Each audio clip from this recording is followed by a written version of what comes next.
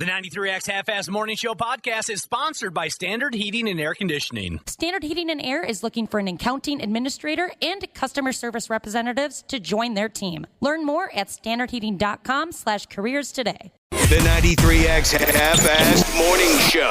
93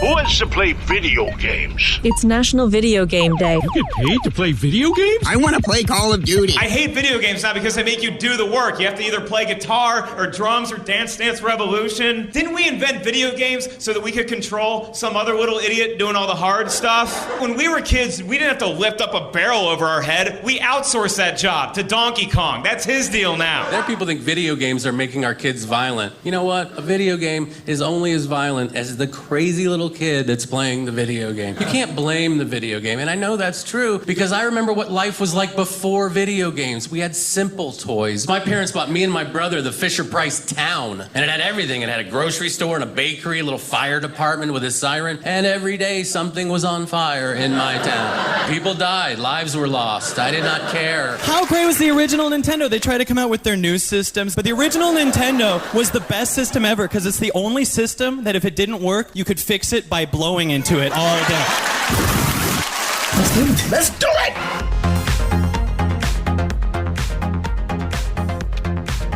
Well, sure. That works for me. Happy National Video Game Day to all of you who recognize such a thing. I'm sure it feels good, and you appreciate being wished a happy National Video Game Day from anyone, because it's simply a nice gesture. But when you're wished a happy video game day by someone like Josh or myself, two people who have starred in billion-selling video games, it probably means a little more, so you're welcome. Billions. About that. Did it sell millions? I thought it was billions. It was at least millions. That's right. I couldn't think of the name of the game, but we were on it. It was a couple of the Grand Theft Autos. A couple of them? Yeah. Two of them. And you guys were compensated appropriately? Didn't ask for compensation. Didn't need care. it? They did it for the love of the game. Didn't care. Didn't need it. It was charitable on our behalf to Rockstar Games, a struggling gaming company. Didn't want compensation. Dana, I come from Wyzetta. I come from money. I believe we got stickers, we got a T-shirt, and a copy of the game, and I didn't have a gaming system. But it was still nice to get. Did you wear the T-shirt? I don't think I did. Did you use the stickers? I did. The stickers? No, I didn't use the stickers. You got nothing. I had a cabinet in my garage that looked too boring and plain for me, so I covered it in Grand Theft Auto stickers. And most everyone who entered my garage said, "What the hell is Grand Theft Auto?" And I had to say, "I'm not sure." But I think I'm in it. But how about that cupboard, that cabinet? Doesn't it look good? That is true. We didn't really know what we were getting into. We had no idea what a phenomena it would become. Well, and that's one of my favorite parts of the Grand Theft Auto. Well, I mean, there's a lot of parts, but I love just driving around and listening to the stupid radio stations and the conversations and stuff that they have. Heck It's pretty funny. Yeah, that was cool. That was very cool. We used to have a guy, Laszlo is his name, genius. The guy's a genius, and he's so good at what he does. You're right, the radio stations are some of my favorite, too. He does such a good job with that. He nails it. Yes. And he had said, "Hey, I'm desperate. I'm even reaching out to you guys. I need some voices for this thing. Can you guys voice some stuff?" Do you remember what you talked about? Unfortunately, I think in one I was a caller who was a chronic masturbator. And the other one was equally... The role you're born to play. I know. It was equally as demeaning. I can't remember. This was so long ago. I don't remember at all what different characters I might have played in the video game or video games. And okay, so, but I did get into that game. Grand Theft Auto something or another and Grand Theft Auto this and that, whatever the two games were. San Andreas and... I think it was San Andreas and 4, you guys said before. I can't remember. But here's the thing. So I fired that game up, and like most everyone, I got dialed into it pretty heavily for, a couple, 3 months. I loved the violence and the cars and the prostitutes and, sure, I played along with the game a little bit. I did some missions or whatever the term might be, but I got quickly bored with that, and I would just drive around town killing everybody. And all the hours that I put into that, I never, ever heard my character once. I had friends who said, hey, dude, I was playing the game and I heard your character, and I kept saying, well, what the... So I have no memory of what roles I played in that game because I never heard myself, not a once. I hadn't either. Yeah, I've never... Oh, so I didn't play it as much as you did. I played it a little bit, and a buddy of mine was really, really into it. And I did the opposite of what most people do. I liked to follow all the rules on the road. For me, I don't know, for whatever reason, that was kind of more fun for me. Well, that could be fun. Yeah, stopping at the stoplight, using turn signals, or whatever you did. It's been so long since I played. But yeah, I flipped around, and I never heard myself. It was big-time stuff. Laszlo became a huge character in Grand Theft Auto 5, too.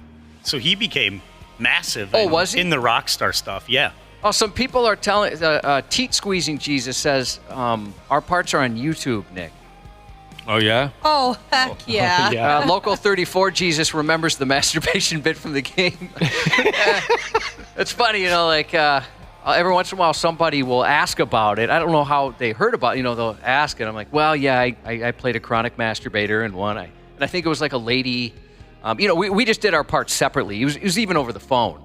And Laszlo kind of said, yeah, I think I'm going to use you here. And it wasn't real clear on what it was. But I think it was like a lady radio host. And I had talked about masturbating. Did you guys have to come up with the script, or did they just send it? Oh, no. They had their own thing. Okay. Yeah, I mean, you could improvise a little bit here and there, but they said, here's what we want you to do. Okay. Laszlo was the guy's name. Such a talent. And you know what he liked to do? He'd come to town every once in a while.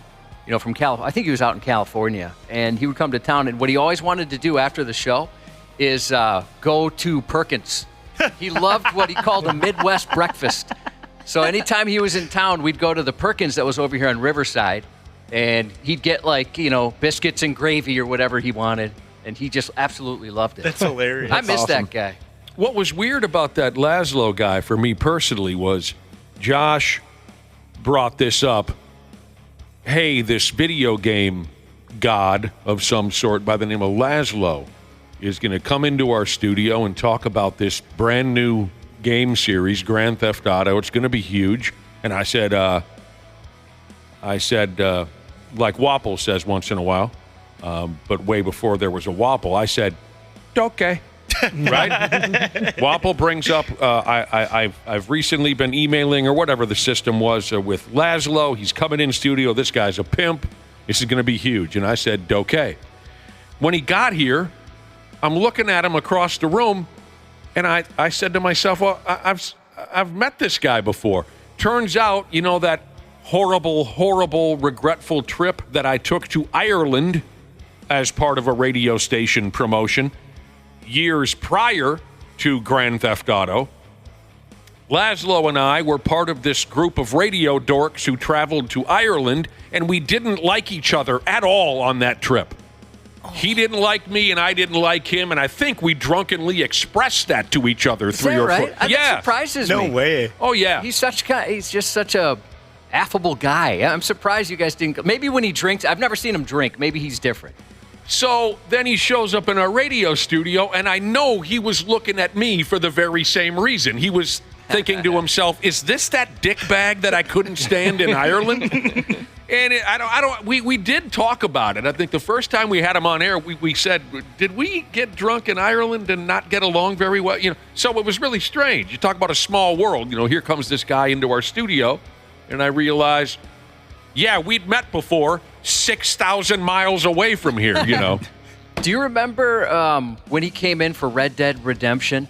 No. When that game first came out, and he had, you'll probably remember this, he had brought with him a video game tester.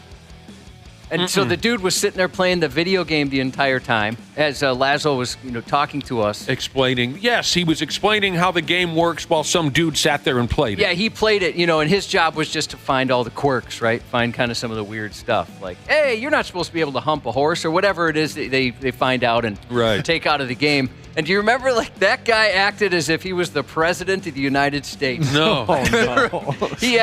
We're sitting next to Laszlo, the brain power behind all of it, but this guy acted like he was the most important person we've ever met. That can happen. Dude, you fix bugs. No offense, that's a cool gig, but you're playing the video game. These people made the video game. Happy National Video Game Day. That's pretty exciting, right, for video game enthusiasts. We got the Switch 2 is coming out soon, and then the PS5 Pro. For $700. That's what PS5 Pro. $700? Yeah. No, it's funny, I saw that, and I do this every time a new console comes out. I go, I got to get that. But I never play any games, so I talk myself out of it. What is going to cost $700? The new PlayStation 5 Okay, Pro. is that wildly expensive? Yeah. Yes. What's the difference? When it first came out, it was $500. And then now this one's $700. And apparently what I've been reading, the only difference is you can have higher frame rates. So the graphics will look a little better, like 4K. Dude, you better give me the best frame rates possible. Or I'll end up kicking down your front door. I would rather have a bigger hard drive. That's what I was saying. If it had a bigger hard drive, it'd fit more games. Don't even get me started on the frame rates versus the hard drive. I'll lose my cool altogether. These games nowadays are getting so massive. They're taking so many gigabytes that it's insane. And Josh is a gigabytes guy. The funny thing about the PS5 Pro is that in the commercial where they're showing somebody play a video game on it, they didn't come out with any new games specifically that can only be played on the PS5. So I don't know if you saw these, Wappel, but in the videos they're playing at PS4 video games on the PS5 Pro. That's sick, disappointing to you? Yeah, because the graphics are already downplayed because it's an older game. Yeah, it's all right, cool. So we've got 2 new systems coming out. Is that what you're saying, Josh? Yeah, Data, what's the difference? What's the new Switch going to bring, and are you going to buy it? Which might be a stupid question. Oh, yeah, of course I'll buy it. They haven't officially announced any details yet. Oh, they haven't? No, they said it's going to come out sometime next year, and that's all we know so far. It's a sequel to the wildly popular Nintendo Switch, and of course I'll be getting it on day one. I had assumed, but I was wondering if what the difference was, but we don't know yet. We don't know yet. Better be some cool colors. They should come out with some cooler colors. Cooler colors? Yeah, I like that kind of stuff. Ashley will pay $400 for a cooler color. Yeah. You guys know, you've seen blue, right?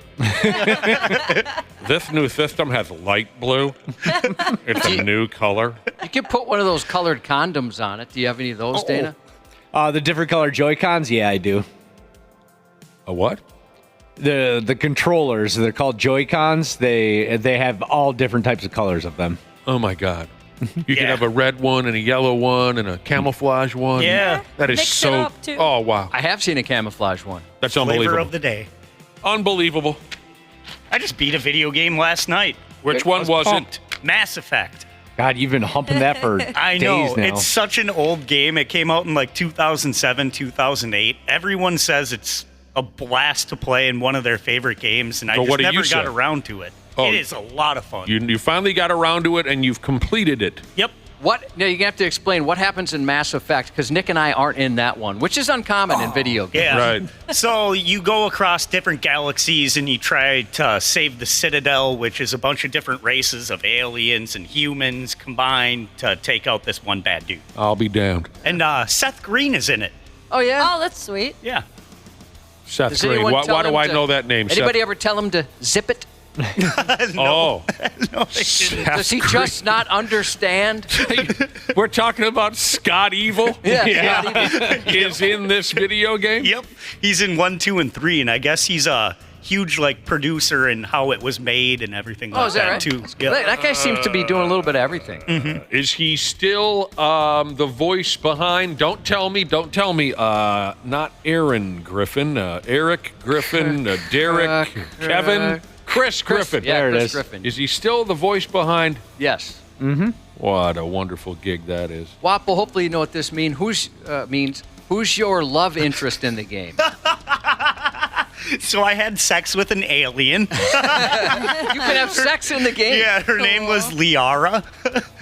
Tell us about her. I mean, do you think you guys are going to stay in touch? I think so. Well, actually, no, because she said you only need one connection, then you're like life partners forever. So I think she kind of ditched me. All right. But she was a hot blue alien.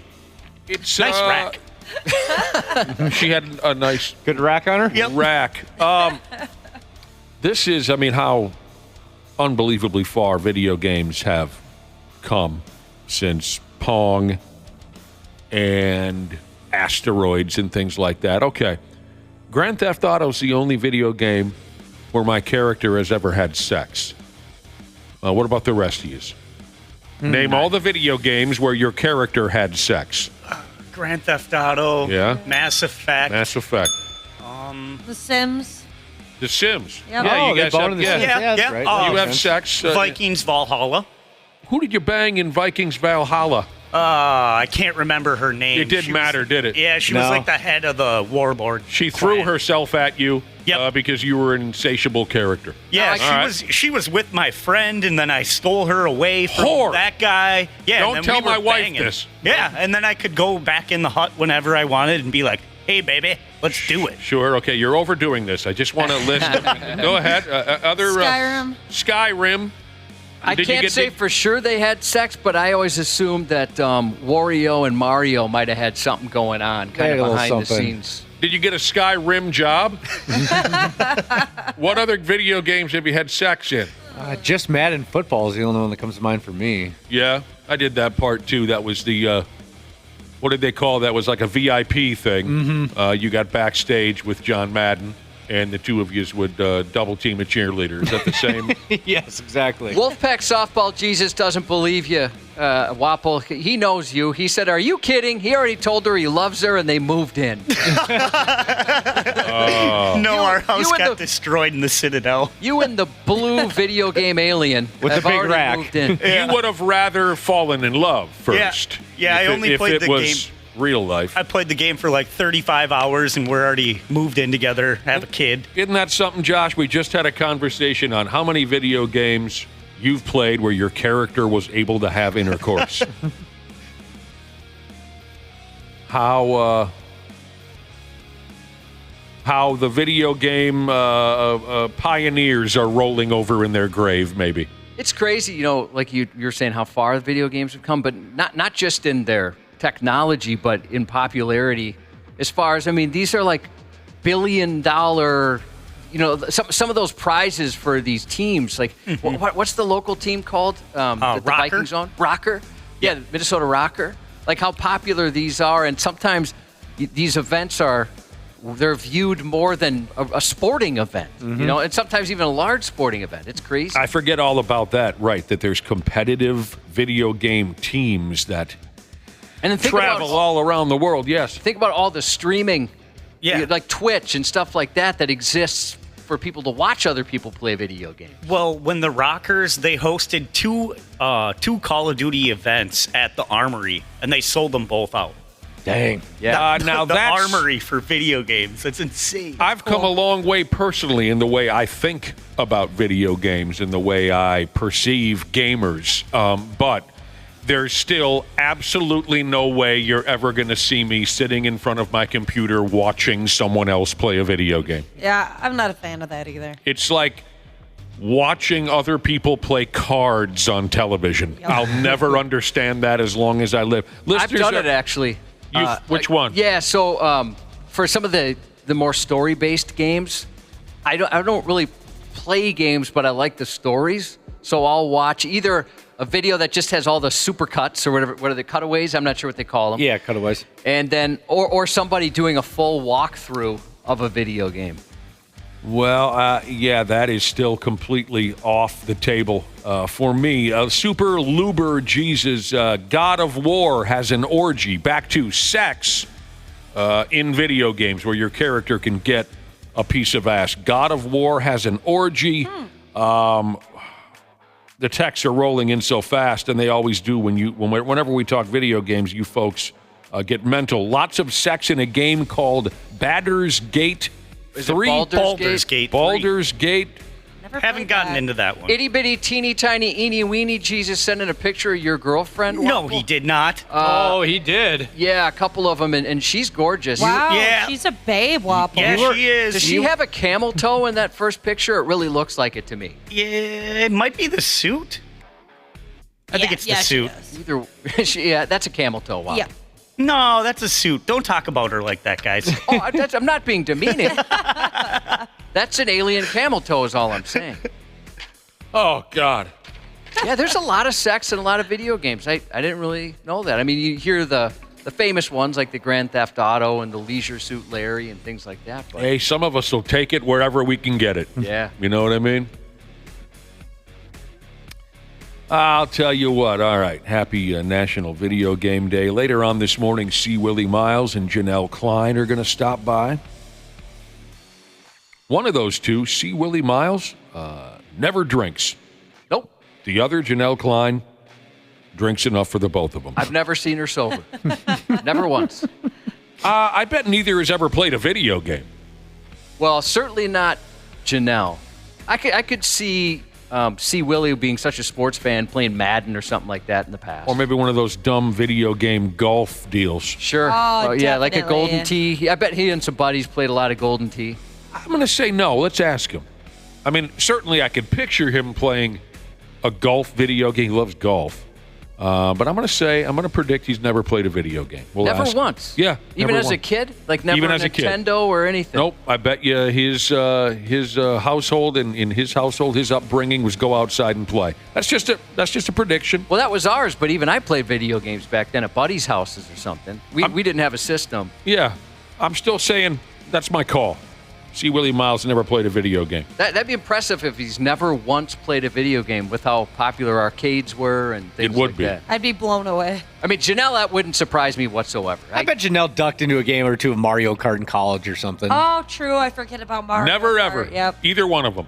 I'm sticking to my guns. Never, ever. C Willi has a live show coming up tomorrow night. I'm sure he'll tell us all about that.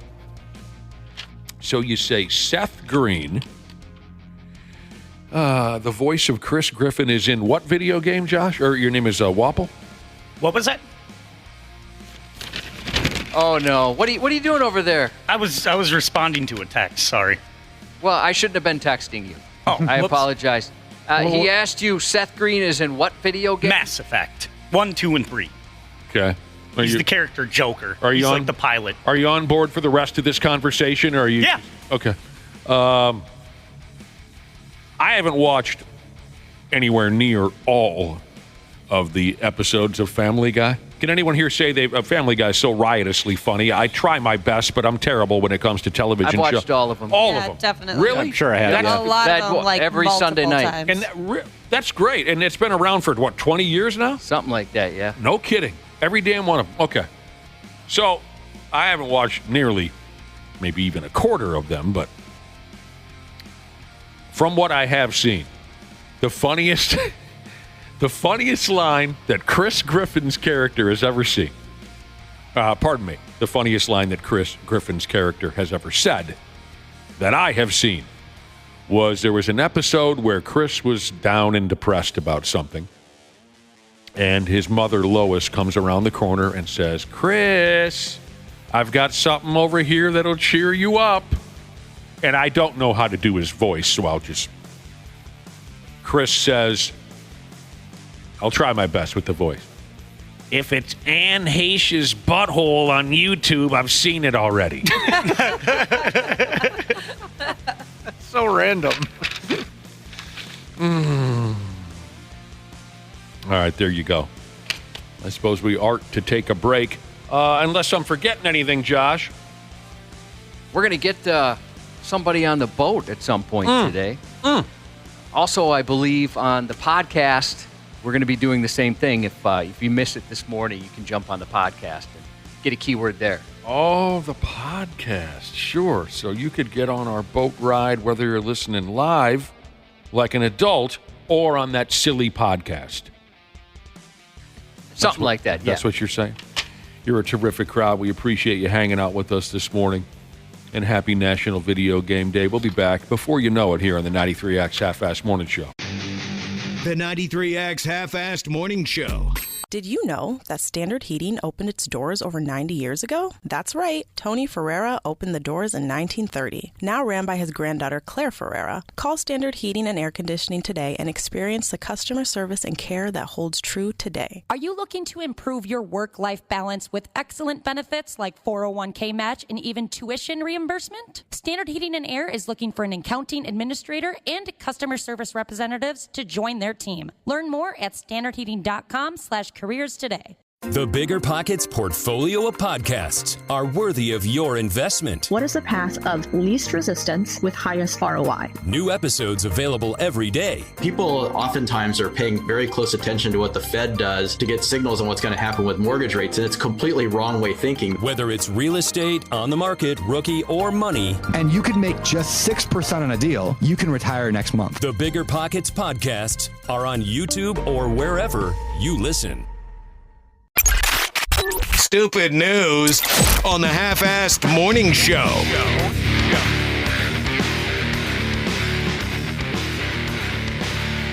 All right, let's go ahead with this.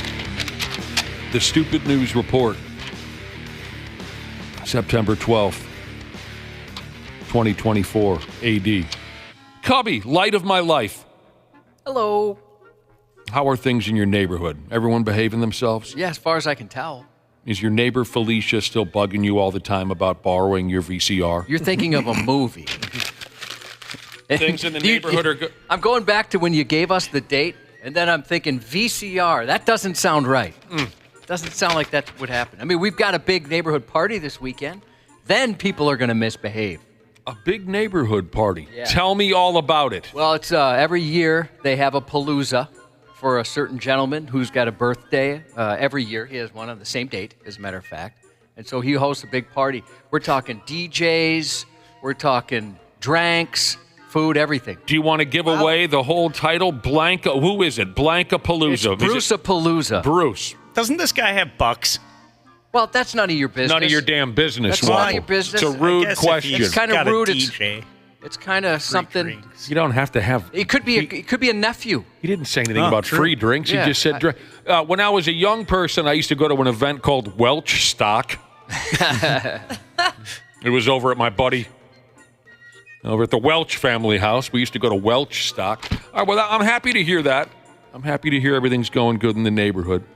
How about I know yourself? you've had problems in the past. Pretty quiet in my neighborhood. No, I've been lucky, actually. I haven't had too many.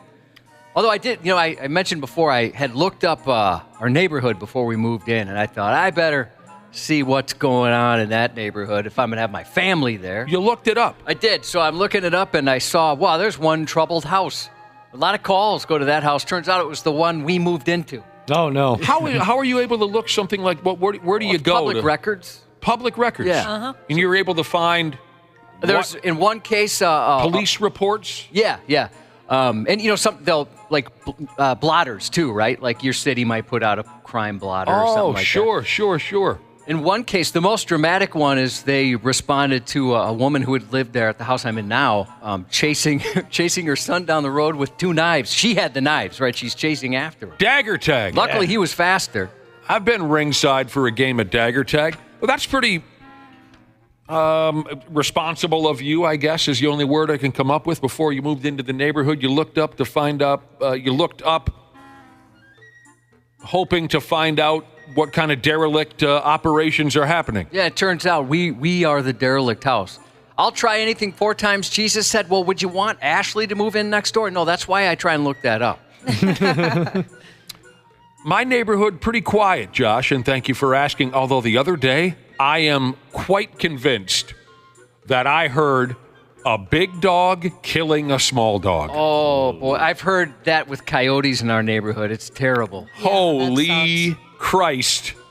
It just shattered the normal quiet of my neighborhood, where it was a dog fight. One of them sounded as big as a house. The other sounded tiny. And people screaming, trying to separate them. It was horrific. And then it was just dead silence. I was just going to say, that's the worst part.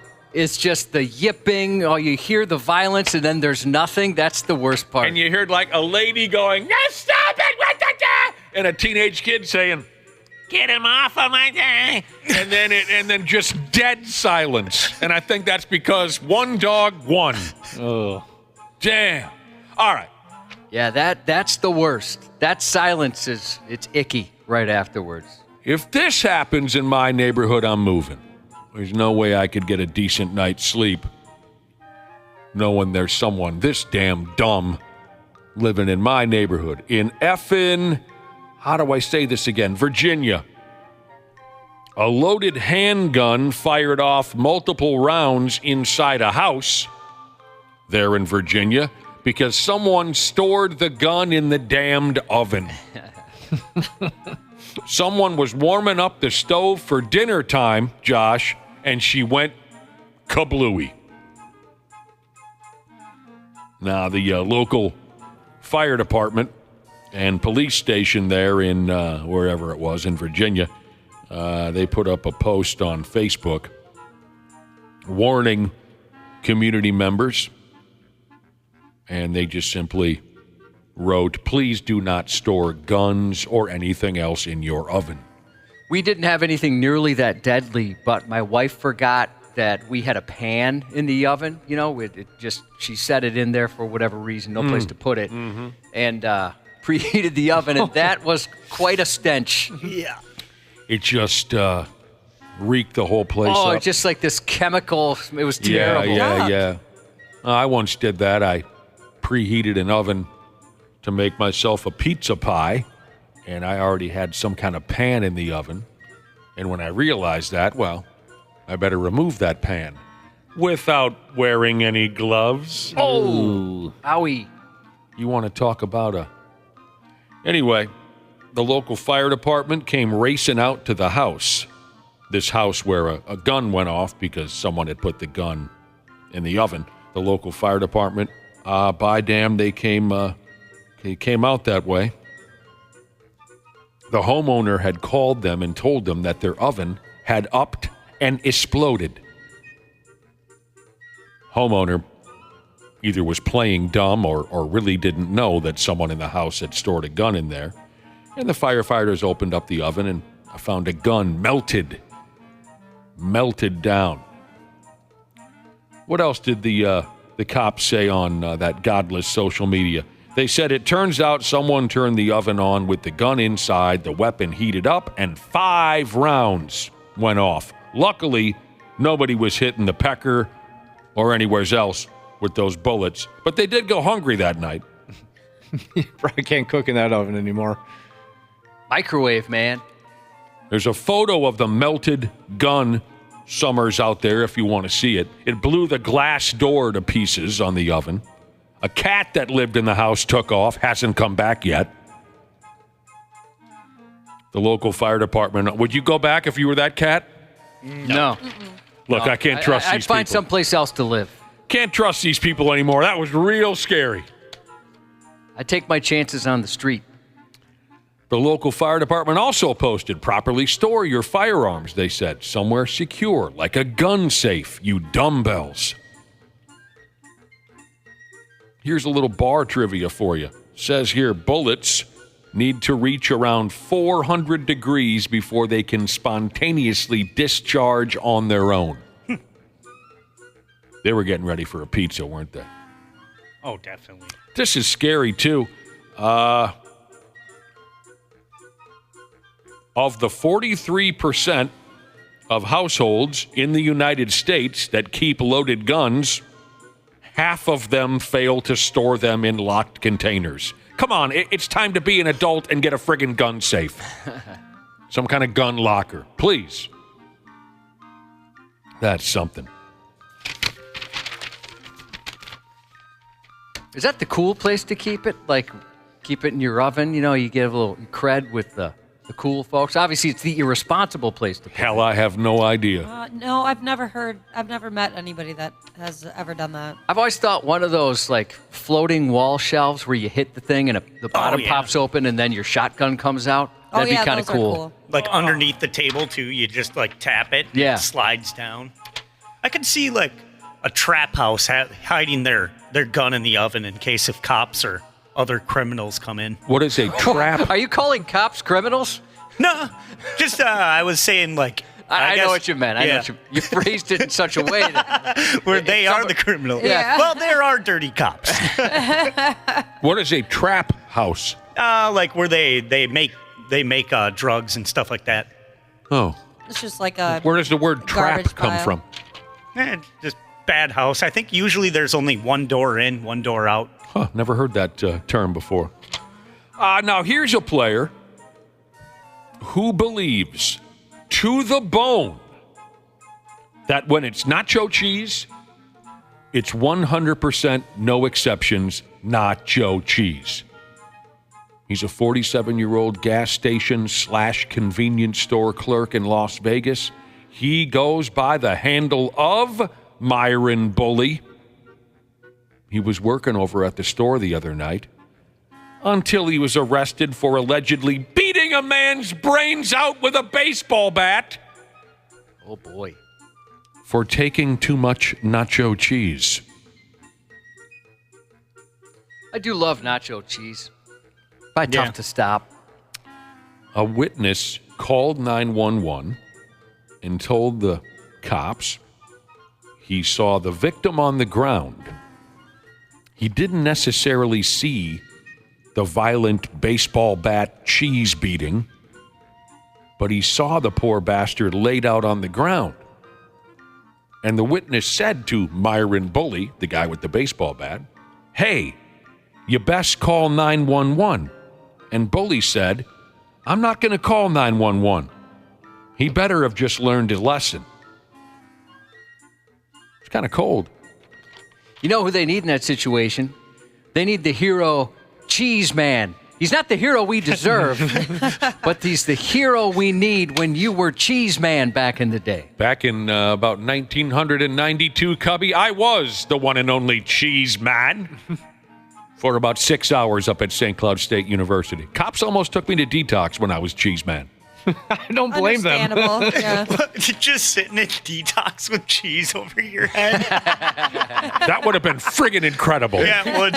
All the stories that would come out of that. You kind of come to a little bit and then go like, oh, yeah, sweet cheese. All right. That would be kind of cool to just picturing some of your cellmates later on telling their grandkids, "Let me tell you about the time I was locked up with Cheese Man." I imagine they would stay the heck away from you. I would have spoken to each and every one of them, Josh, with this delivery.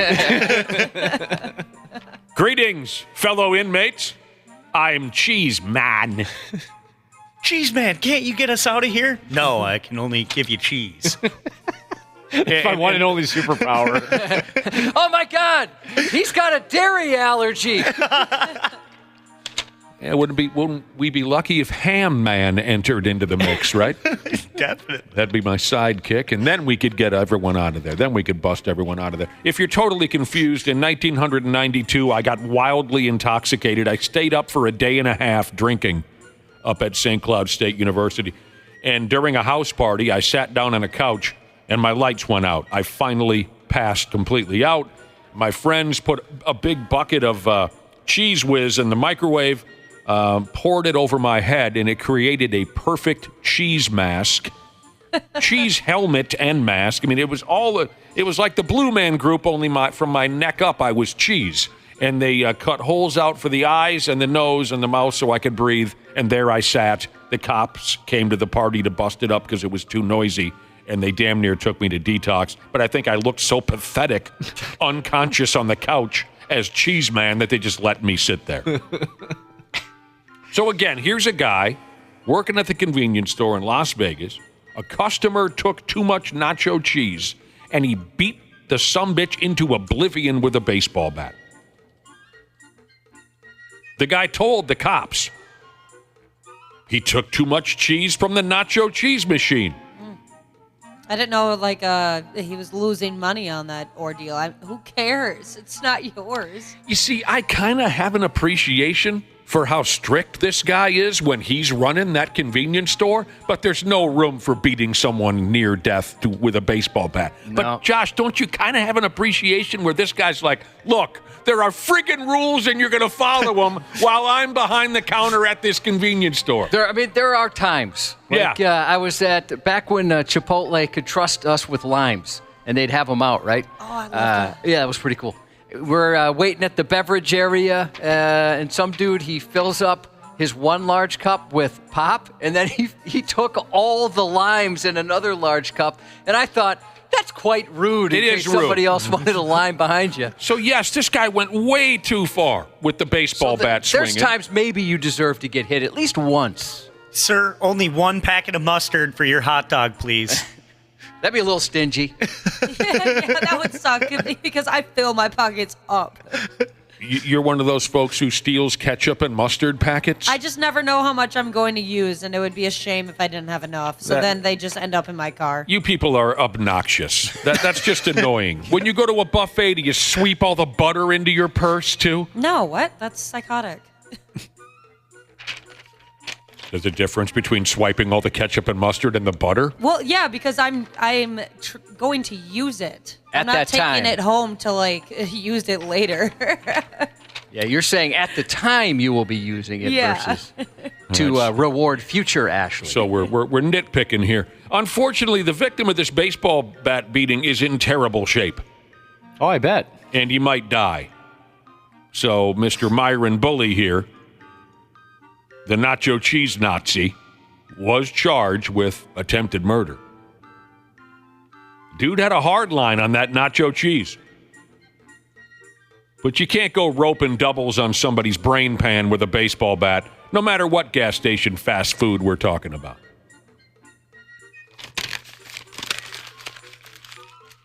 Yeah, I don't really get that mad over stuff, especially something like that. It must be a situation where this has been building and building and building. He's so tired of watching his cheese disappear. And oh, man. I would hope it's, not that is an excuse, but at least it might be a little more understandable, that built frustration over a period of time. Yep. You know, I have experience working buffets and whatnot. I volunteer my time at my favorite bar, Wayzata American Legion. Volunteer in the kitchen when need be. And it is insane what some of these people do with the free butter. There's really no reason why you need 19 packets of butter for your baked potato and your roll or whatever. One night, one of my buddies just went out there and started picking them back up off the tables. Oh. You know what I mean? Did they get upset? Yeah, they were like, well, he just said, no, this is ridiculous. And he just took a bunch of it back. You have nothing on your plate that needs butter. But I was going to, no, you weren't, he says, and just swept them into his hand and took them back up to the, it happened. I got to say, I like salt quite a bit, so sometimes I'll have to make several trips because I'm embarrassed to take as much as I know I'm going to put on whatever I'm eating. So if they have those little tiny salt packets, Sure. I know I'm in trouble. Do you salt your fries like at a fast food restaurant? No. If they need it. Very rarely. Sometimes they need it, sometimes they don't. Yeah, I always do that. And then I get yelled at by my boyfriend. He's like, they're already salted. You don't need more salt. Yes, I do. Wappel, you can tell us. You worked at McDonald's. I had a boss who said, hey, if you want fresh fries, you have to order them without salt, and then you salt them yourself. That is correct. That's what happens? Is that a pain in the ass? Oh, yeah. Yeah, I couldn't do it for that reason. Yeah, that's when you get pulled over to the side and you have to wait an extra minute or something like that. Oh, God, I always get so embarrassed when that happens for some reason. I love doing that because you know your food is going to be super fresh. Well, that was her thought, right? That's what she said, if you want it fresh, that's what you got to do. Yeah, because they take them out of the fryer, throw it in the salt bin right away, like where all the other fries are, and you mix it around with the salt. I had read there's a recent poll about people's previous jobs or current jobs, and a third of Americans have worked at a fast food at some place at some point, and 1 out of every 8 had worked at McDonald's specifically. Wow. That's a lot of folks working at McDonald's. I wish I would have worked. It's a pretty common job.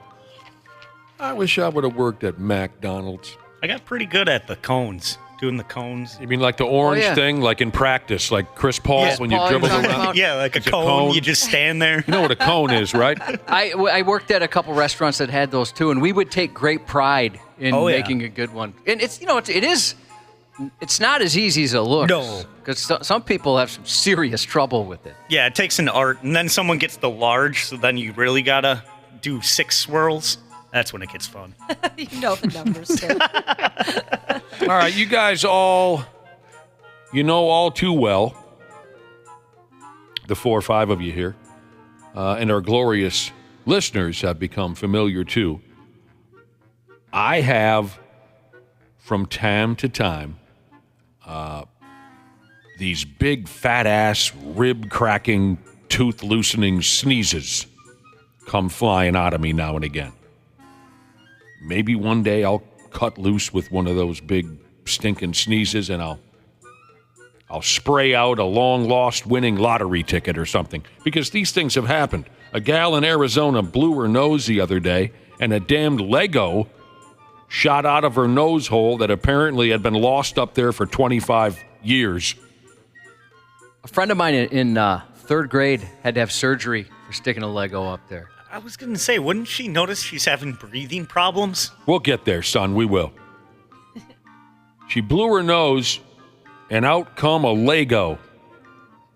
25 years it had been stuck up there. Andy Norton is the name she's going with, a 32-year-old.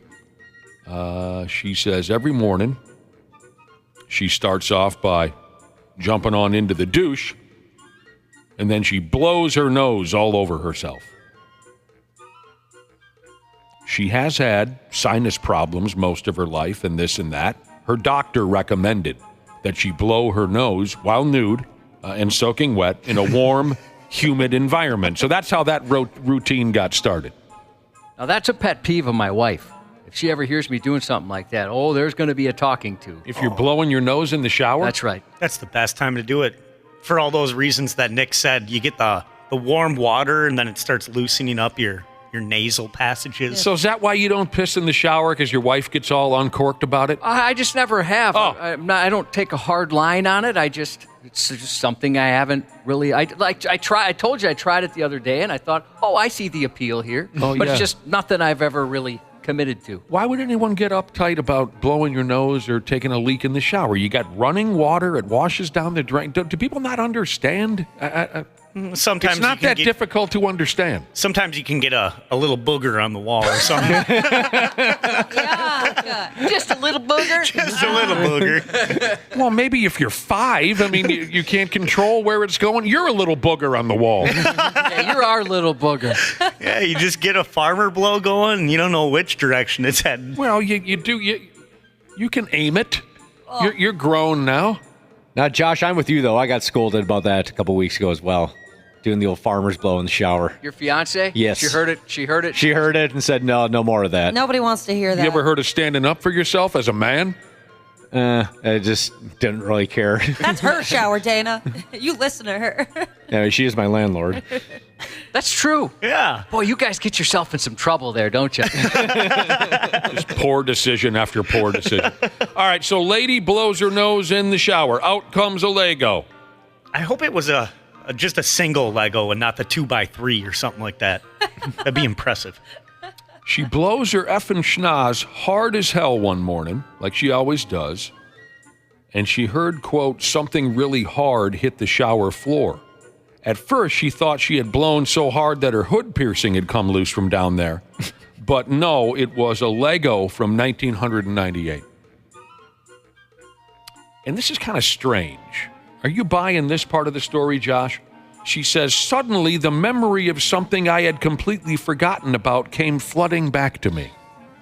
I mean, possibly. Apparently, she suddenly remembered a particular day when she was a kid playing with Legos, and she put one of them up her nose. Just a suppressed memory. No, not Legos. Yeah, maybe the Lego was pressing on the part of your brain that remembers something like that. I mean, that's possible. Sure, I guess. I don't know anything about the human brain. It reminds me of that horrible, terrible scene from that terrible movie Was it Armageddon? No, not Armageddon. What was the Will Smith one? Well, there's a couple. I Am Legend? Or the Alien one? Alien one. Independence Day? Independence Day. One of the worst scenes in movie history, and you guys know what I'm talking about.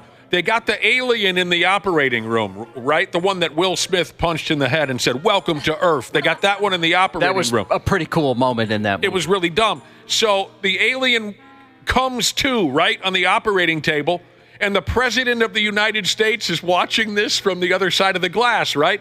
And the alien kills all the doctors and then kind of brain sucks the president, right? And the president falls unconscious. You guys all know the scene I'm talking about. Yep. And the president sits up and says, "I've seen their whole plan.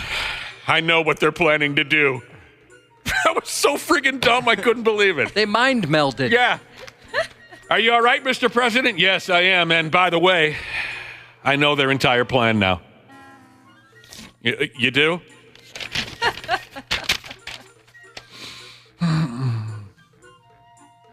It wasn't her hood piercing. It was a Lego. How do you say it? Lego. And it was just one of them little single bastards, Wappel, like you were saying. Okay, good. Oof. Okay. All right, there's a real... I have to tell this part of the story. I was hoping to ignore it because it's not totally necessary, but then again, it kind of is. When she was a kid, she's playing with Legos. She put one of the little dot bricks into her nose, okay? And I would love if the rest of the story was just that, that piece came shooting out when she sneezed, but that's not the whole story. So that little dot piece got stuck. Now, here's the strategy she had as a kid to get that piece out of there. She said, "I came up with the brilliant idea of making a Lego man and using him to put it into my nose and connect to the dot piece to his head like a hat." Oh, my goodness. That's not a terrible idea for a little kid. And that would pull it out all at once. If there was something to snap to it, it would... Unfortunately, the head got stuck in her nose, too. Only the body of the Lego man came out. Okay. She told her folks they tried to fish the Lego out of her skull. Her mom's got the Lego man head out, but they had no luck with the little single brick piece. And I guess they all just moved on with their lives, and that piece stayed up there for 25 years. What the heck? She never really noticed over the years. I mean, she had, like I said earlier, she had sinus problems, but I think that was present before the Lego problem, so it never really bothered her.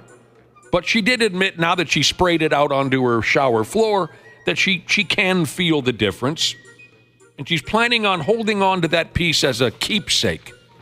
Frame that, put a nice shadow box or something. Yeah, make a necklace out of it.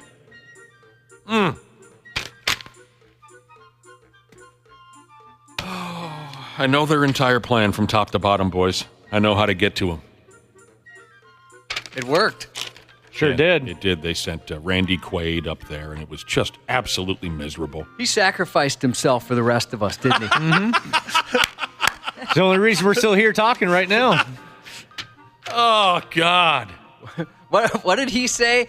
"Hello, boy." Oh, yes, he had some line at there. Yes, I'm home. He did. Is that what it was? I'm home? back. It was, "Hello, boys, I'm back." Yeah. Just please don't. It was so dumb. You don't think "Welcome to Earth" was a cool line? No, I saw it coming from a million miles away. You know, that whole... outer space? A third grader could have written a better movie. A third grader. It was pretty cheesy. God, imagine if he said, well, somebody should take him slapping Chris Rock out of nowhere and put the "Welcome to Earth" line over it. I'd watch that video. Yes. Right before he smacks the bejesus out of Chris Rock. Then it would work for me. Right. Okay. Yay, let's do something on social media and get famous. We discussed this kind of thing just the other day. Yay, social media. We're going to be famous. But more and more, the stories play out where it's more like, yay, I'm going to be famous on social media. Oh, God, no, I've just gone and killed myself. More and more, that's how it's playing out. It's really a damn shame. Here we go again. A dude who is desperate for the attention of total strangers has gone ahead and gotten himself killed for social media. He went and shot a video with a real live deadly cobra in his mouth. And the cobra wanted no part of it, and it bit the dude, and it killed him dead. He's only 20 years old. How stupid. I mean, well, I don't see the appeal. I mean, let's say you go, quote-unquote, viral. It's going to last, 10 minutes? And then somebody's going to say, spit on that thing, and then you don't exist anymore. Exactly. It's a cold world, the social media world, isn't it, Cubby? It is. Here today, gone tomorrow. Just lacking any intelligence whatsoever. Folks say that this 20-year-old came up with the gimmick for the direct purpose of getting famous on the internet. Then again, there's other information in here that says his dad was in on it too. The two of them, father and son, made a living killing snakes. So they caught this cobra, and it says here the old man asked his son to put the snake in his yapper while he recorded the video. And he did, and it didn't end well. Boy, can you imagine just what a twist of fate it would be, and just it would really sting if all of a sudden the snake got super internet famous. Son of a bitch. Snake is the most famous thing on social media. Snake replaces Jimmy Fallon on The Tonight Show. I would love that. It all went wrong. He becomes somebody's running mate and they win. Man. All right, what do I have here now? Okay, I better get going again. I do have some happy news for you. Ted the cat is alive and well out there in England, and it's a hell of a story. Ted the cat. I know you don't like pets with people names, Wappel, but I do. For whatever reason, I find it adorable. I do too, Josh. That's the only way to do it. I don't understand. At Wappel, you have this thing about Mittens and Muppet and Keychain and all these dumb names. Yeah, Keychain. Whatever. Come here, Keychain. I like those too. Keychain. But I don't think there's anything wrong with a person name. No, that's how we've that's what you do. I don't like Minnow and Slippers Hey, and all you got that. Minnow right. Hi, Minnow. Again, you're not 6. Does Minnow listen to the show? Sometimes. Oh. If she feels like Yeah, it, if she'll she's not put it napping, on. she sleeps a lot. I thought she was more of a Dave Ryan kind of. My dogs are into Chris Hockey, and I understand why. I get that too. Not as bad as the worst I've ever heard, Wappel. Go ahead with your Mittens and your Keychain and your Muppet dog, a cat, whatever they are. I knew a lady back in the day whose cat's name was Poo Poo Butt. I thought you liked Poo Poo Butt. I did like that cat. I didn't like the name. I thought you liked the name. That's an awful name. I liked the cat. He was a cold-blooded sumbitch. You know something? I've heard you mention this before, but I never really asked. Did it have a Poo Poo Butt, or is it just something a moniker she threw on it, and he or she didn't deserve it? Here's what was so cool about Poo Poo Butt, other than the name. He barely ever showed up, ever. So I never got a good look at his butt. Oh, really? My dogs will show him off for you if you're interested. I lived with that cat, and I think in a month, let's say, what do we have in a month? Roughly 30 days. I bet you I saw that cat for 15 minutes. He had a place where he hung out, and that's where he stayed. In the middle of the night, he went and ate and drank, took a dump. While we were sleeping, never showed his face. I like cats like that. Every once in a while, he would step out of the shadows and beat the piss out of my dog, and then you wouldn't see him for 2 weeks. I loved that effing cat. I wonder if it has something to do with the name. Like, you know what? You don't deserve me. Could be. If he ever made eye contact with me, the look on his face led me to believe that he was thinking, who the hell do you think you are? You want to go or something? That was the look that Poo Poo Butt would give me, and I loved him for that. Is that what made you want to get a cat, Poo Poo Butt? No, I really didn't consider him when I went and got that first cat a number of years ago. Okay, the happy news. Ted the cat is back. He walked in the door of his owner's place all Pet Cemetery-like. They thought he was dead. And here's the story. A gal out that way by the name of Nikki. She said she was on vacation in Turkey a while back. While she was out that way in Turkey, her cat sitter called and told her that Ted had drowned in a pond. From what I understand, Nikki stayed in Turkey but arranged a funeral for Ted the cat. I guess the cat sitter and other friends of Ted's were present for the service. Ted was cremated. 4 days after the funeral, Ted brought his fat ass back through the little kitty flap door. Nikki was still in Turkey. Jesus, when this gal goes on vacation, she really gives it her all. Yeah. I hope they, Facebook Lived it or something for her. I don't think so. The cat sitter called Nikki and told her that Ted had just walked through the cat flap 4 days after Nikki believed that Ted was dead and cremated. I'm not really sure how this all played out, but I guess the gist is that some other cat died in that pond. The cat sitter thought it was Ted. It wasn't. So the wrong cat was cremated and buried. I mean, it was dead already, but the wrong cat was cremated. Now they got to make some telephone calls and find out who in the neighborhood's missing a cat and tell them the bad news. Hey, we held a whole funeral service for this cat. Ted's a handsome feller. Did you get a look at him, Josh? Yeah, I thought Ted was very cute. Yeah, he's a cute character. No, I was a pet sitter for a brief amount of time, and one of the animals passed away on my watch, and it was miserable. And the woman who owned the pet, she was a flight attendant. She was gone a lot. And she had told me, it was a bird, hey, he's not going to make it much longer. And I had prayed it wouldn't happen on my watch because Ashley, she puts you to shame with how much she loved her pets. Oh. I mean, you don't even like pets compared to her.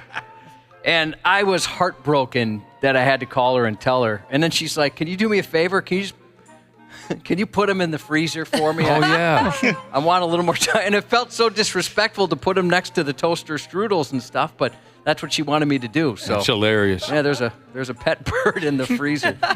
I bet, knowing you, I bet you thought, oh, my God, I mean, why did this thing have to check out while I was in charge of it? Oh, I'm not kidding. I said prayers. Please don't let this happen when I'm there. I didn't want to make that phone call. Was it slowly dying? Oh, she knew. Yeah, she told me it was any day now. Oh, she did. Oh, yeah. Okay.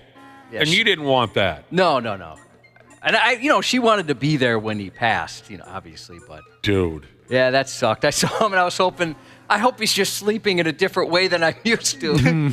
Oh, that sucked. I'll tell you what. That poor woman, she was miserable. An old timer that I know, his daughter was leaving town, and she brought her dog over to her dad's place for him to take care of the dog while she was on vacation for a week. And, she was a little nervous about it because her dad's kind of a big Neanderthal sumbitch, and this was a tiny little dog, some tiny little puffy dog, and not really her dad's style. So she has this long conversation with him, make sure that the puppy gets this and the puppy gets that. And Dad is holding this little puffy dog as his daughter leaves for vacation. Bye. She's barely out the driveway, and the dog starts to violently cough.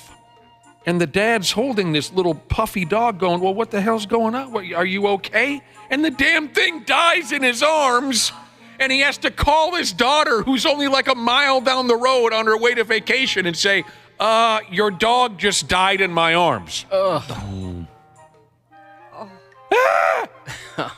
That's awful. Yeah, you kind of want to just put some newspaper over it and walk away like you didn't see a thing. Yeah, nothing to see here. It wasn't me. So what happened? Oh no! That's terrible. My God! That story still. Sports on the 93X Half-Assed Morning Show. I noticed that when Farmer hit a homer, I don't know where they put it, I don't know where they keep it, but I saw it in his hand. And I'm like, okay, I get it. It's back, and it was great. So, do we know where it's been? I don't want to think about it. It's been a couple months. Who knows where that thing's been? Shut up, Pablo Lopez. Jeez. Wow. Less talking, more wins. I'm getting serious about this year's Twins ball club, Josh. Getting serious. Shut up. More wins, less talking. I'm kidding. Of course, who doesn't love Pablo Lopez? There he was talking about the damn rally sausage. The Twins have won a couple in a row now.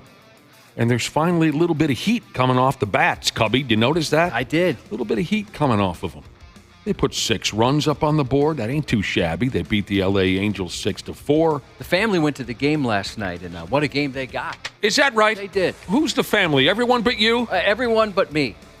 Yep. Did you see him on television? No. Having a blast without you? I They had did a not sign watch. that said, Dad's not here, yay. Did not watch anything. Were you at home listening? You were at home alone listening to Shannon Sharpe have sex? Oh, my gosh. We'll get to that I kind later. of felt guilty listening to that a little bit. There's hot stuff. We'll get to that later. I'd love to please a woman like that someday. Mm. She seemed sounded like into she it. was having fun, yeah. Shannon Sharpe, right? I got the right Sharpe brother, didn't I? Yeah. Okay. Shannon, there's the other one's named Sterling, right? Yep. Sterling. I wonder what happened to Sterling Sharpe. Does he do television? Shannon Sharpe loves television and the internet, obviously. Social media. He likes to have sex on social media. Whatever happened to Sterling Sharpe? I'll get back to you. We'll have to get back to you on all this stuff. Randy Shaver, C Willi Myles, and Janel Klein will be joining us in about a half hour. And we'll get into everything else that's been going on. Josh's News is coming up next. Right now, text ROCK, R-O-C-K, ROCK, to 651-989-9393 for a chance to win tickets to the sold-out 93X Rock the River cruise. That will be taking place Friday, September 20th on paddle Ford riverboats. There will be free food from Lucky's 13, live music from Gel, and drinks on the river with the 93X Half-Fast Morning Show. Prize provided by Paddle Ford Riverboats. This keyword is good today, September 12th until midnight. Good luck, podcasters. The 93X Half-Assed Morning Show. Did you know that Standard Heating opened its doors over 90 years ago? That's right. Tony Ferreira opened the doors in 1930. Now ran by his granddaughter, Claire Ferreira. Call Standard Heating and Air Conditioning today and experience the customer service and care that holds true today. Are you looking to improve your work-life balance with excellent benefits like 401k match and even tuition reimbursement? Standard Heating and Air is looking for an accounting administrator and customer service representatives to join their team. Learn more at standardheating.com/careers today.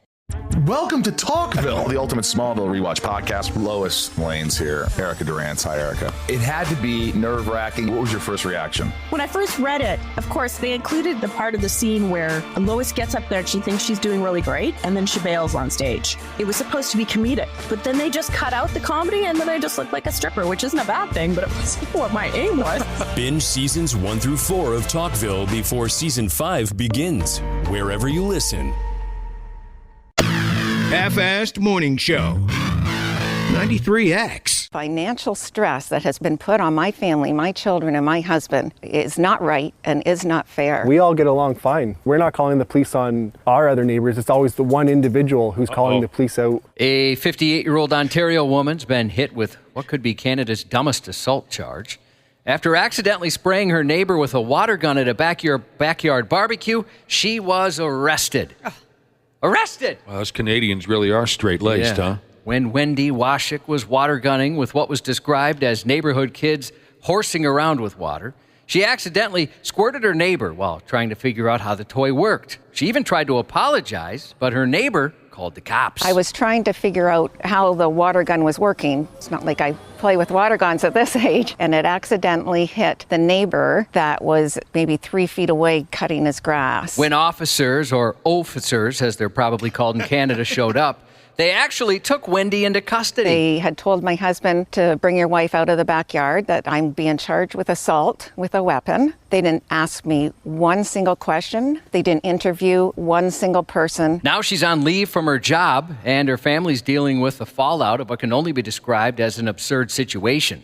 Neighbors claim the guy who called police has a history of causing drama and frequently gets cops involved over trivial stuff. The police didn't offer much, saying they thoroughly investigate every case, even if it involves water guns.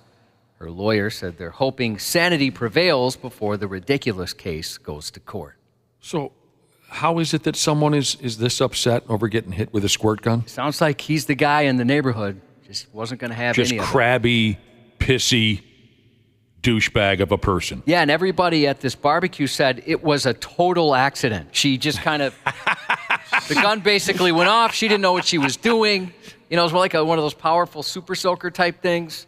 And it got the guy a little bit when he was mowing, and he was offended enough to get the cops involved. I'm surprised the cops even came out. That must be a slow neighborhood, I guess. Not much happened in that town. Let me tell you about one of the most beautiful things I've ever seen in person in my life. A number of years ago, we were at a 4th of July party, and it was hotter than hell. And there were kids there, and the kids must have put together 300 water balloons, right? And they're going to have a massive water balloon fight. And even the grown folks knew, look, we're going to get caught up in this. Who cares? It's hotter than hell. We're all drinking and having fun. But there was this one old grizzled bastard who I sort of knew at the party, who was, I mean, every time a water balloon went flying by, he looked just pissed off.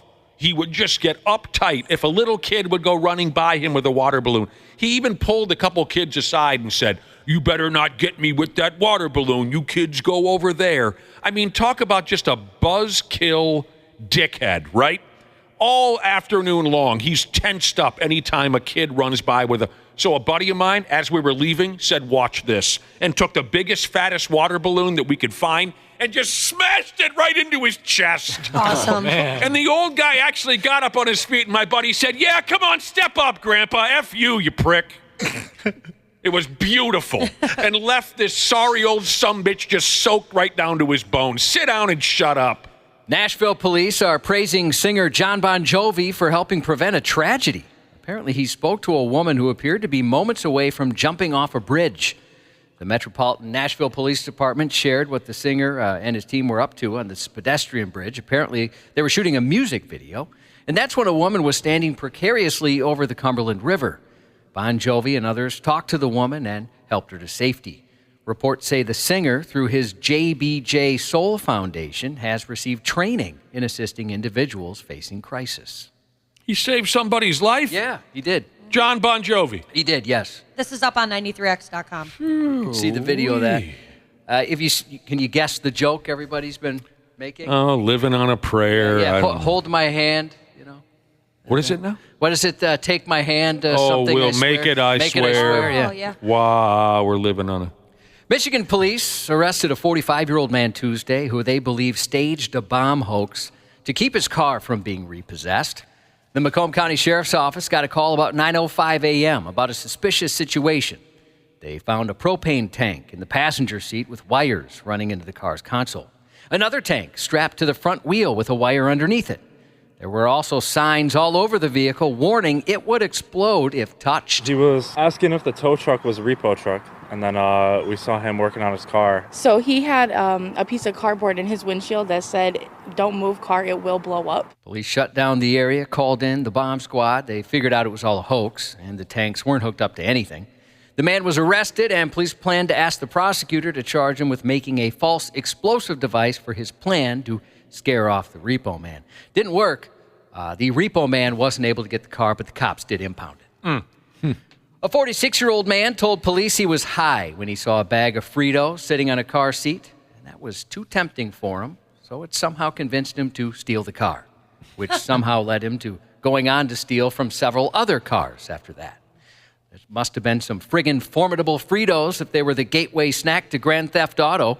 A man at Cross Point Church in Ingleside, Illinois, realized his wallet was missing, and his bank alerted him to suspicious charges.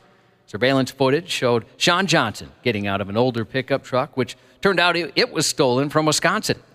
After his arrest, he was wandering around. He said he saw a bag of Fritos on the front seat, opened the door, and when he saw the keys inside, decided just to take it. He also confessed to staying at the Fox Lakes Motel and burglarized a bunch of other vehicles, including one where he stole the wallet. He claimed he did all this because he was high. Because he got high. And it sounds like he's just one of those guys who lives, what's the word I'm looking for? In the moment. In the moment, exactly. Yeah.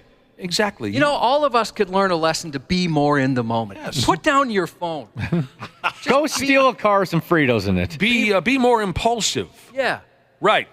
He didn't plan on committing a crime that day. He just saw what most of us would agree is a delicious snack. Sure, he smacked isn't the word, smoked a crack rock the size of a monkey fist, right? But also, he's a guy who lives in the moment. What was supposed to be a regular shopping trip for Andrea Shelton and her 9-year-old daughter, Gray, turned into a candle-sniffing catastrophe. The mother and daughter went to a Dollar Tree store in Indiana to find a gift for Gray's teacher. But instead of a pleasant lavender or vanilla scent, Gray got a whiff of something that smelled urine-y. And the reason for that smell was because it was urine. Someone had peed right into the candle jar. We're smelling candles, and she picked up a candle to smell and tilted it back, and liquid went down her. As we're walking through the store, we get a foul smell. And Grace goes, "Mom, my shirt really stinks." A horrified Shelton talked to the store manager, who said, "This has been going on for a while," meaning there's a stealthy serial urinator on the loose in Indiana. They told me it's been happening over a month, and they're not able to catch the person doing it, and there's no cameras down the aisles where he is doing it.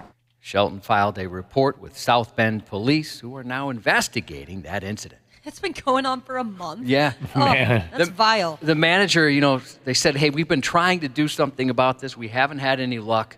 The manager was kind enough, like Nick's friend Big Al, she gave the shirt right off her back to this little girl. Now, she changed in private, but she gave her own shirt. I'll be damned. Awesome. A Wisconsin state trooper faced an unexpectedly aggressive suspect who was attacking his cruiser. Male, about 2 feet tall, short beard. 33, do you have the clothing description? Mostly brown, some red and white trim. Deceptively fast. It was a 2-year-old, 2-foot-tall, deceptively fast turkey. The trooper called in the turkey attack over the dispatch last Wednesday, joking his way through what was happening. Just to warn you, there are some sirens in here. I've got a turkey attacking my cruiser. 3301 to 333, please take video. 10-4. He has no fear. 333 Fond du Lac. I tried to use my siren to scare him out of the road so he wouldn't get struck, and I think he took it as a challenge. The turkey, who the trooper said was remarkably stubborn as it assaulted his car and refused to budge, even when he blared his sirens, escaped after a short foot chase. 333, do you need backup emergent for the turkey attack? Yeah, 1040 is good. I'm trying to de-escalate. Currently negotiating. He is pecking at my tire. Other cops got in on the joke. Is he playing chicken with you? The turkey was still on the loose after the chase, but citizens were notified to be on the lookout for, quote, the suspect. Maybe that turkey just doesn't like cops. Yeah, definitely not. I wonder what that's all about. They'll pull a vein out of your leg and watch you bleed out. Yep. We've got a bunch in our neighborhood. I see them almost every day, especially on my way home from work, and they walk across the street very slowly and kind of stare at you like, what are you going to do? Mm-hmm. Bring it. They have that attitude. They're very intimidating. They'll pull a nipple off of you and spit it in your face. A 38-year-old Florida high school teacher's been sentenced to over 17 years in federal prison for secretly installing hidden cameras at school. He never really seemed like that type of guy. He was super nice. He would crack jokes and stuff in class. He taught well, so it's just really surprising. I think it's disgusting. Prosecutors say Sue Kong Sit, who taught at Beckman High School in Irvine, California, installed hidden cameras in the school's restrooms and regularly downloaded the footage. He even placed cameras in a hotel restroom while coaching the school's robotics team at a Texas tournament. After the cameras were discovered, law enforcement seized several devices from Sit's home, a veritable sitload of images and videos. Our school resource officer was provided a device that we have determined is a hidden recording device. That device was placed in 2 different locations. This guy is every parent's nightmare, exploiting students instead of protecting them, said U.S. Attorney Martin Estrada. Sid also faces additional criminal charges for filming adult victims with the hidden cameras, meaning Sit's in even deeper trouble. Josh, if there was a hidden camera following you around high school, what would we have seen? Boy, a lot of inside locker shots. Quite a few of those. First-hand look at a toilet as your face approaches it when a jock's holding your hair and forces your face into that toilet. They were still, I'll get there. The word is, they were still stuffing you into lockers in high school, huh? Yeah, it's lockers and swirlies. Cold-blooded crew over there at the Catholic school. You'd see me handing Valentines to girls and them instantly throwing them away. Your regular high school fare, which all of us went through. Every single one of us. One of the greatest lines I've ever heard on the radio was years ago when I asked Josh, "So Josh, who was the hottest girl at your high school?" And he said it was kind of hard to figure that out from inside the locker. Couldn't see much. Couldn't see much from in there. Video that appears to show the mayor of Edgewater, Florida, drinking at a bar is going around, and apparently it's upsetting some people. It's notable because the mayor isn't old enough to drink. Oh. 19-year-old Edgewater mare Diesel Depew was recorded on video appearing to drink at a bar underage and acting inappropriately. I need alcohol! Here's audio of the mayor at the bar. At this time, he's not been charged with any crimes, and the city is investigating the claims. He made history in November 2022 when he was elected as Edgewater's mayor at just 17 years old. What the hell were they thinking? I don't know. He seemed pretty drunk in the video, but maybe it was a bit. He hasn't been charged. He hasn't been arrested. At least as of this morning, I haven't seen anything saying that. He's got some good policy ideas. Do your research, okay? You got to do your own research. That's good advice all the way around.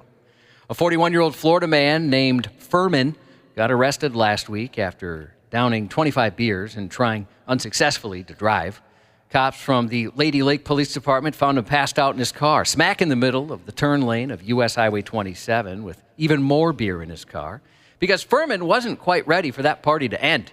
His car was spotted Tuesday night about 10 p.m. with Furman snoozing inside. The first sign he'd been drinking was he was barefoot for the most part. He had one sock on, police said. Then there were 4 bottles of Corona sitting right next to him on the passenger seat waiting for round 2. When asked about the beer, he proudly said he'd polished off 25 since 5 p.m. That's pretty hammered. That is a lot of beer. That is a ton of beer. Yeah. Tonight's Thursday night football matchup on Amazon Prime Video has Miami hosting Buffalo. Season 2 of FX's The Old Man premieres tonight. Former CIA agent Dan Chase, played by Jeff Bridges, and former FBI Assistant Director Harold Harper, played by John Lithgow, set off on their most important mission to date to recover a woman kidnapped by a powerful Afghan tribal leader. The Old Man is based on the best-selling novel of the same name. Jeff Bridges, by the way, a guest on Stephen Colbert, and Jimmy Kimmel has Martin Lawrence. What? Martin Lawrence.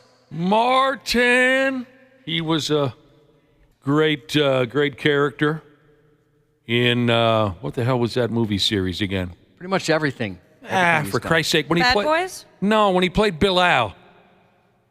Oh. House Party. I've never seen any of the house parties. What? Never one. You never seen Bilal? Never been invited to one house party. He was the house DJ, and everyone kept bumping into the record player, making the song skip. Frustrating. Oh, it pissed him off. As good fortune would have it, Heisman Trophy-winning quarterback Andrew Luck, 35 today. Great news for Hats Jesus. Today's is Friday. We got to wait till tomorrow. HVAC Delivery Jesus let us know his mom Kimmy had to put their good girl Molly down yesterday. Very sorry to hear that, guys. Hope you're hanging in there. That's tough. Congratulations to Sally and Brandon getting married Sunday. We were happy to hear from night shift Jesus, who said her mom is now 4 months seizure-free and got the okay from the neurologist to drive again. Happy birthday to Cookie Monster Jesus from Fox Mustang Jesus. Happy birthday to the greatest sister ever, Cian from Group Cakes. Everyone at Team Angle wishes Brandon a happy birthday today. And this text says, can I get a happy birthday shout out from my dad, the best boat repair guy in town, Bob. And that's 93X News. Randy Shaver. If you see him, do not approach him. He is considered extremely dangerous. His depravity knows no bounds. I mean, this is someone who has nothing to lose, so I don't know what he's capable of doing. On the Half-Assed Morning Show. You know, I'm not lying. I think as soon as a player says, you know, maybe I'll play, maybe I won't, that's not a good mentality to go into a week with, you know, when you're kind of on the fence. So for me, I'm ready to go. Yeah, he's not going to play. He's messing with you, Randy Shaver. Mind games is all that is. Let's hope. I guess that was the voice of Christoph Macaroni. What the hell's the name Christian of that running? McCaffrey. Christian of the San Francisco 49ers. Christoph Macaroni. He says he wants to play football this Sunday. He's not going to play. Hey, Randy Shaver. Yes, sir. Everybody has checked in this morning to be part of your final radio broadcast. C Willi Myles radio broadcast. C Willi Myles is here, and so is Janel Klein. Hello, everybody. Good morning. Not according to the contract I signed. Nah, you'll be here for a while. Did you hear that, Wappel? Randy signed a contract. Yeah, that hurts. That was cute. Someday, Wappel. Wapple's the only guy who still physically punches in when he gets here. Oh, you're not wrong. Time card. Yeah. The company just will not commit to the kid, and we understand completely. They just will not commit to him. So how's it going, everybody? Nice to see C Willi and Janelle. Any stories for us right from the get-go? C Willi has to have a story. He Willie, always has a story. No, I do not. Not today, man. Are you keeping quiet this week, Janelle, on your thoughts on stand-up entertainment? I knew that was going to come up. I pulled in the parking lot. I saw his car, and I was like, oh, this is not going to be a good morning for me. We squashed that already. We squashed that already. You guys worked that out? This is our first time Well, you seeing guys- each other face to face. No, That's true. Really? Oh, no, we had you on the phone. Yeah, since the incident. Yes. If folks aren't following this, the incident. A couple weeks ago, Janel Klein, when pressured to answer a question about, what was it? An actor or an actress or an entertainer that you could not stand, right? Wasn't that it? Overrated. We're talking about something you find overrated. Something you find overrated. Yeah. And you said, Janelle said, I just don't find stand-up comedy entertaining at all. That cut deep, Randy. It cut really deep. But we had C Willi Myles on. We broke that news to him, and then we put Janelle on the phone, and you guys more or less squashed it in that moment. Absolutely. Yeah. I didn't mean to bring up old stuff. Janelle, did anybody give you a heads up why we were calling? No, I Oh, had that's no cruel. idea. No idea. Nobody said anything. Huh? Wappel just called me and I answered. I thought, I don't know, just maybe he wanted to say hi or meow at me or something. I don't know. And I did meow at her. You did meow. Of course you did. Yeah. You guys are cute. But we did establish, it's not him personally. It's No. not C Willi Myles personally. Of course not. And also I said, maybe I just have a bad sense of humor. Maybe this is not about stand-up comedy. Maybe I'm just don't know what's funny. Well, we do hear you laugh at this show sometimes, so yes, Right. that's established. We've moved beyond it now. And I think that C Willi and Janelle's relationship is stronger for it. Way stronger. Well, I think we were Agreed. stronger. We were stronger afterwards. Better. Yes. I mean, it was just like we were too together for We that made to it break us through. apart. That Too wasn't tight. Gonna do, that Too wasn't tight. going to do It's it. going to take a You hell guys of a are lot buddies. more to split you two up. Exactly. That's right. And as we mentioned, when we brought up, well, what about C Willi? The look on your face said, "Oh my God." That's right. I've done it now. But you're different than a stand-up. You're a That's right. storyteller. You know, I'm an just a guy entertainer. that can tell a funny. Yeah, entertainer. That's the way to put That's it. right. That's exactly right. All right. Well, thanks everyone for coming in and all that. I suppose if you were wondering what it sounds like when Shannon Sharpe has sex, you found out yesterday.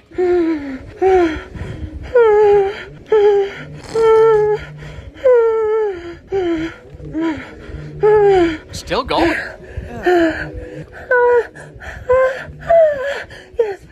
Well, he sounds like a lady. Oh, that wasn't him. Oh. I believe that was one of his partners. I hadn't Yeah. heard the audio yet.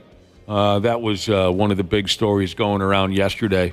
I guess Shannon Sharpe accidentally posted an Instagram live video. Just to be clear, Yeah, Nick, that's really not that good. that's not that special. That's not impressive. No. You know Oh, what it I mean? isn't? No. Not at all. I was wowed and Right. thought that's got to be fake. No, that was she women doesn't don't seem do like that. she's having that great of a time, to be You honest. see Seems what like I'm she's saying? faking it. Absolutely. Minor league She's stuff. getting through it. Oh, That's man. what she's doing. I've She's been getting duped. through it. She's getting through it. Is it possible you guys watch too much pornography? Nope. Like that's Or maybe you don't watch enough. well. See, to me that I thought, wow, if that's just they don't know they're being taped and that's happening. My word. No, that's just Impressive. Yeah, it wasn't. It just didn't seem like it was just. There was nothing there. I mean, When you compare it Really? to what C Willi brings out of the ladies, it you know was what I'm nothing. saying? he's different. When you get inside that squared box, you need to bring the. If you ain't. Yeah, he's Where are we now? squared box. That's a squared circle, buddy. We get inside. You need. I've heard Data make those noises when he eats Pop-Tarts out of the machine over there. What's the difference between wrestling a guy to the ground and then coming in with a hit? I've heard much I'm more saying? impressive You see what I'm sexual saying? audio. There's no doubt about it. Absolutely. No doubt about it. Ray J. Ray J. Oh, baby. See what I'm saying? Yeah. Who is that Ray? guy. What does that mean to be Ray J? Kim Kardashian's Oh, fling. I When remember she that. had Partner. the baby. Yeah. Oh, that was the one? Yeah. Oh, okay. Just saying. Okay. C Willi Myles, I did not expect you to play such a major role in this conversation. On stage, I'm clean. Uh-huh. When you ask me a question, I will give you an answer. You can be filtered.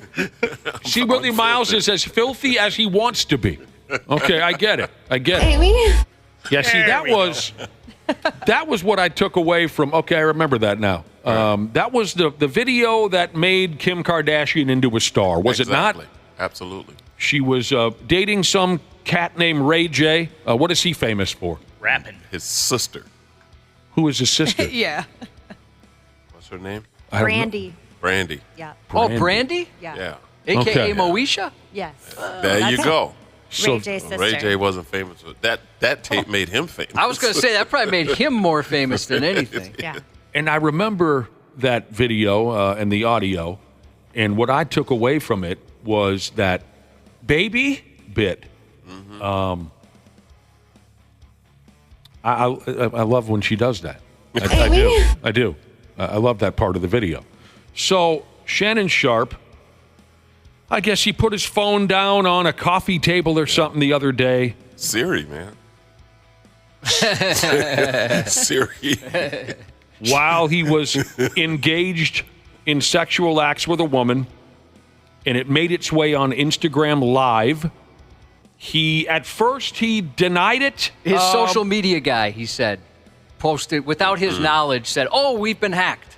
Okay, so that was a true story that they were hacked, or no? So his social media guy posted it, and why would he do that? I think trying to save why would he face. do that? I think the social media guy posted, "Hey, we've been hacked." Oh. Trying to save Shannon Sharpe from any embarrassment. Right. And then Shannon came out later and said, "No, that was all me." This was not staged. Came in, I threw my phone on the bed, engaged in an activity. I did not know IG Live. I've never been on IG Live. I've never turned IG Live on. So I don't know how it worked. And so all of a sudden, my other phone is going off and people are calling me. Okay. There's Shannon Sharpe. He said it was just a massive accident. He's terribly embarrassed. I saw something or another written about how this could impact his role at ESPN. You guys think they're going to gas him for this? No. I can't imagine. I don't think so. It was a mistake. Right. Okay. I don't think so. Well, didn't they gas Paul Pierce for smoking weed on Instagram Live? Yeah.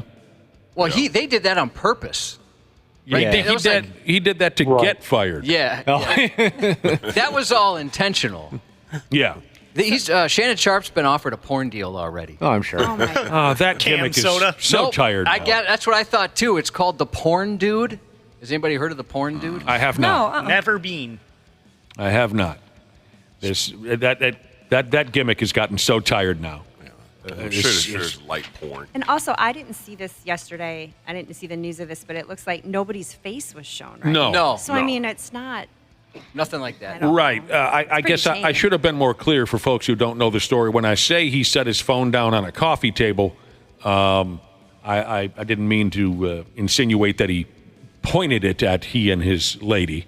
He just kind of set it down, and I think if you watch the video, you're looking at the ceiling or something. You don't see the two of them engaged in sexual activity. How did Shannon say it? The way he said it. Oh yeah. I threw my phone on the bed, he said, and then I engaged in an activity. Activity. Mm-hmm. Engaged in an activity. He seems like he really is embarrassed by this. I would be if I was him.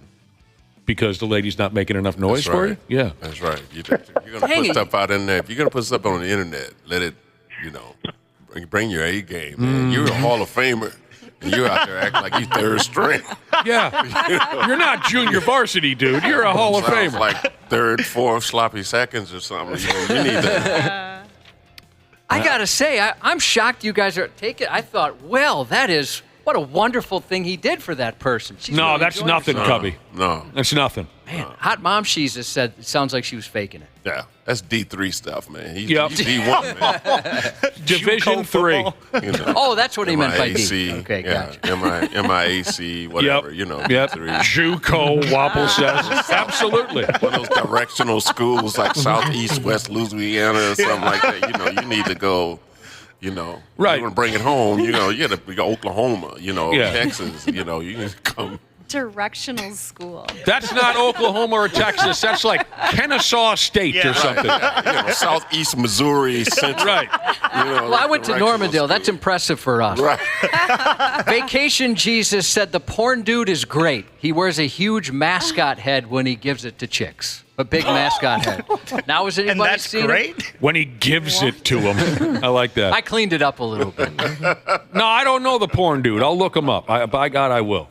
And by the way, I'd like to apologize. We probably should have gave a warning ahead of time when we played that audio. A couple people were like, hey, explaining the awkward situation they're now in after hearing that woman, which I thought was impressive, but apparently nobody else thought was any. It's not impressive. C Willi was right from the get-go. One texter at a 952 number, no Jesus name there, described it as it sounded like a puppy having a bad dream. See what I'm saying? Yeah. Yeah, that's a good comparison.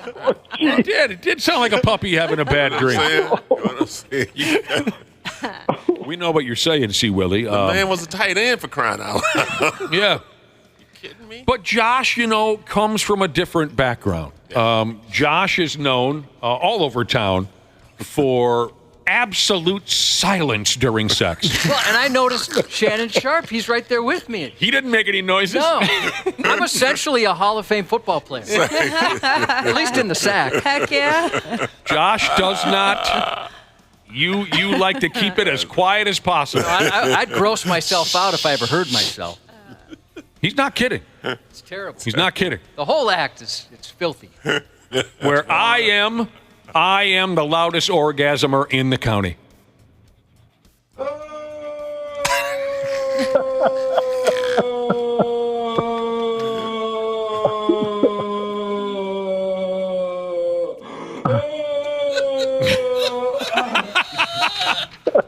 Still love it. Oh my God, you guys are nuts. It would be so weird being with somebody that was just completely silent the whole time. I'd be so self-conscious.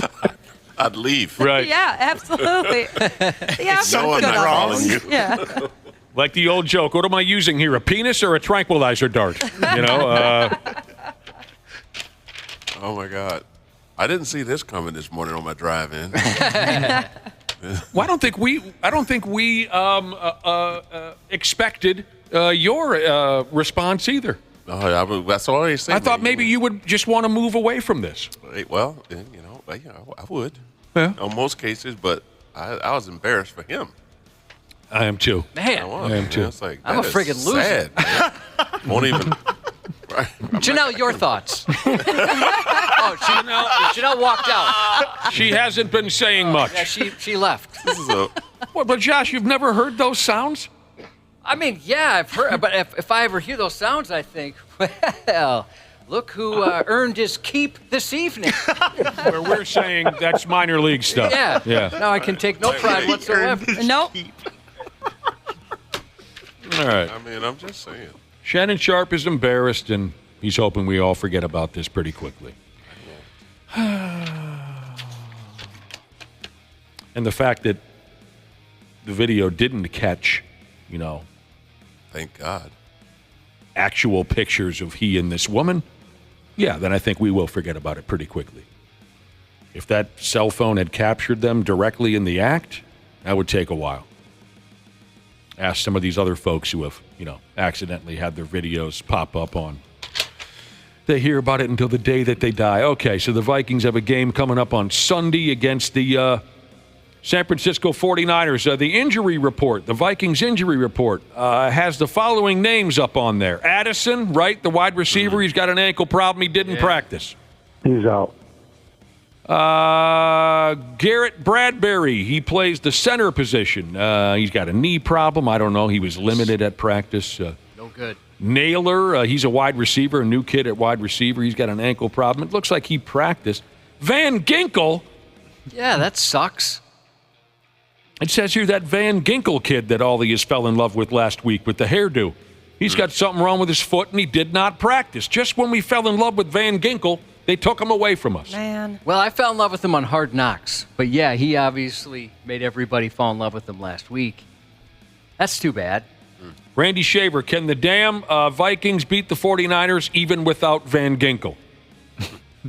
I would say yes, they can. I would say the odds are not in their favor, but anything is possible. So they would have to play another perfect game. I think they would need McCaffrey not to play, but after watching Jordan Mason run wild for the 49ers last week, you're kind of exchanging one really good back for another. So the 49ers are loaded with great weapons. I think their defense is not as good as it's been in years past, but not having Addison doesn't help the Vikings, that's for sure.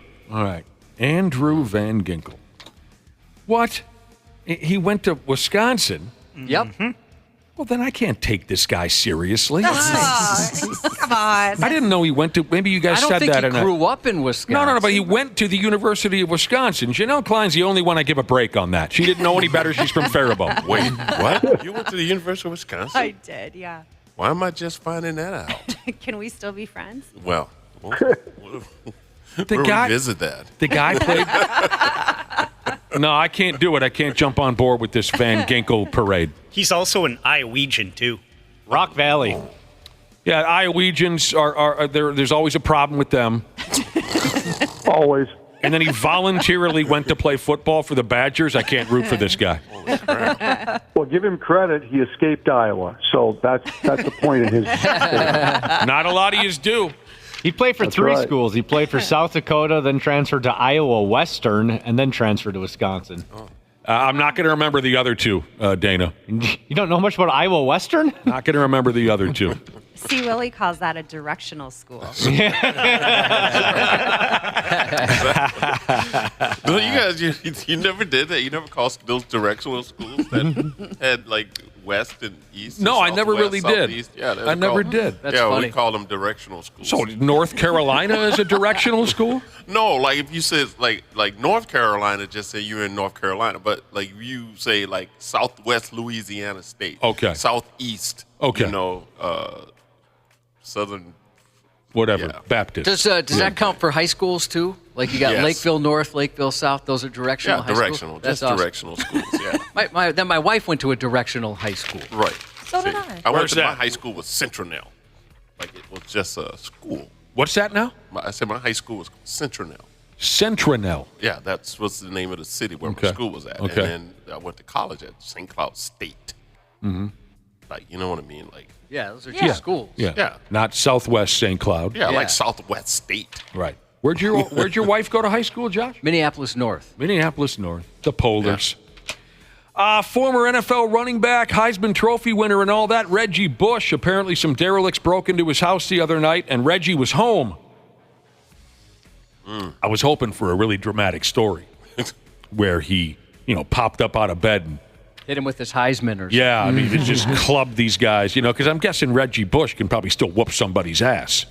But no, he heard the sound of glass breaking at around 11 p.m. He yelled out, and the punks left out of there like a bunch of little sissies. Police showed up, found the broken glass. They're investigating. So I guess he got real lucky. Because this seems to be, what's the word I'm looking for? Like an epidemic now where some of these low-life punks are targeting these big-time athletes because they know they're going to have some expensive stuff in the house, and they're not home very often because they're working, like Reggie works for Fox doing college football. All he had to do was yell out to get him to leave. That's a smart thing to do. Yeah. Yeah, it's true. I end up less shot or stabbed that way, hopefully. Right. I mean, people they'll jet. They don't think you're home or they think you're heavy sleeping. They just want to steal. You know what I mean? Mm-hmm. He hollered out and they got the hell out of there. Bug-Eye Wagon Jesus said he'd get very excited if he heard the sound of glass at his house. He would think that Stone Cold was entering. Oh, my God. The Texas Rattlesnake, Steve Austin. Why did his intro music start with that glass break? Just to say, here he comes? Good question. Never heard a story behind it. Yeah, me either. Never heard a story behind it. in his early days, Stone Cold Steve Austin came out to the ring to the song Stone Cold by, was that Rainbow? Deep Purple? Who the hell? Rainbow. Rainbow, yeah. That didn't really fit him. I didn't know that. Not at all. I didn't know he ever came out with that song. And I thought also War Machine by Kiss, which is fitting for him. But I don't know the story behind the glass break. What do you guys think about this? You ever been at one of those ball games where if I've been to quite a few, where if someone makes a three-pointer or makes this field goal or puts this puck in the shooter-tooter, from the all the way across the and you win something wonderful, right? Yeah.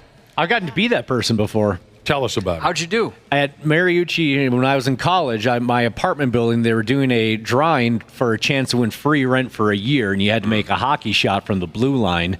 And Which blue line? The closest blue line. Oh, really? Yeah, they really wanted to give this away, and I got picked, and I got to go out there, and I'd never played hockey other than maybe in floor hockey in middle school or something. That doesn't count. Exactly. So I've never been on a sheet of ice before, even though I lived in Minnesota my whole life, and I got it on the first try. Well, what was in your way? What was blocking your way? Nothing. It was an empty net. You had to put a puck into an empty net from the near blue line? Yes. Well, they really wanted to give that damn thing away. They did. And then they did a whole promotional campaign about it, like, look, you could be like Dana. You win free rent for a year. Live at the place was called Melrose. I think that they've changed the name by now. But, yeah, so I got free rent for an entire year in college. That's awesome. It was a game changer. That's awesome. Mm-hmm. Randy, I don't know if you're going to remember this, but we had a story like this on KARE several years back. Do you recall this?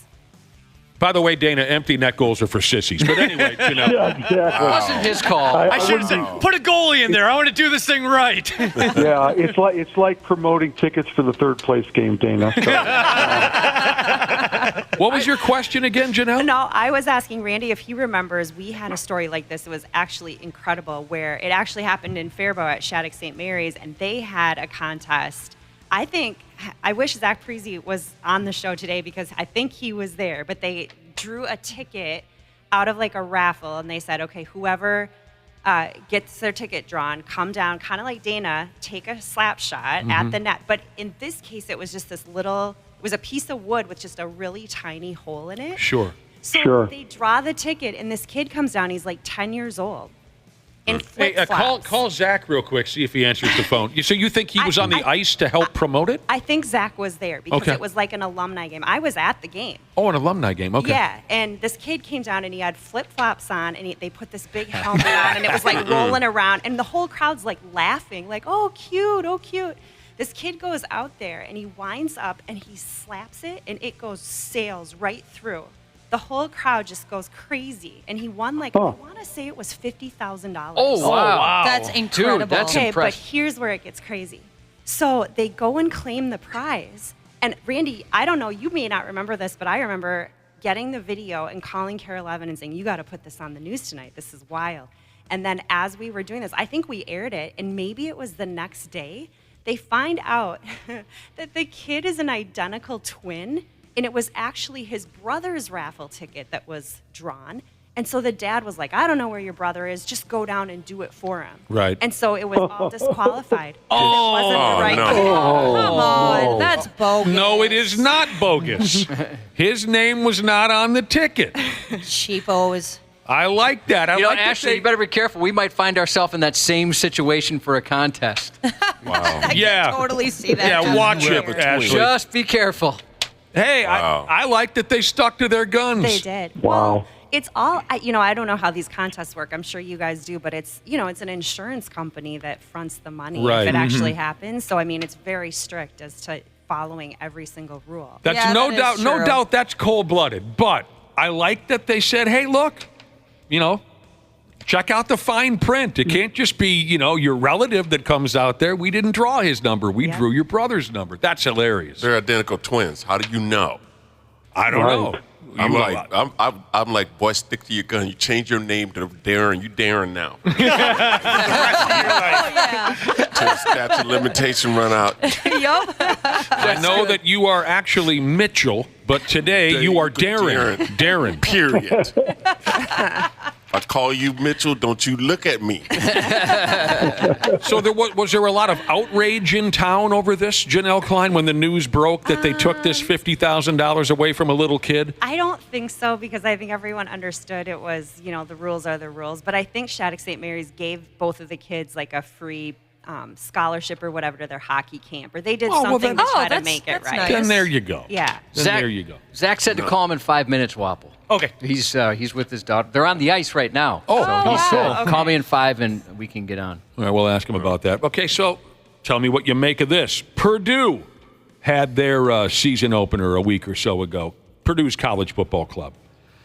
And a student by the name of Zachary Spangler won a kicking competition called Kicks for Cash. And it looked like he had won a 2-year lease on a car.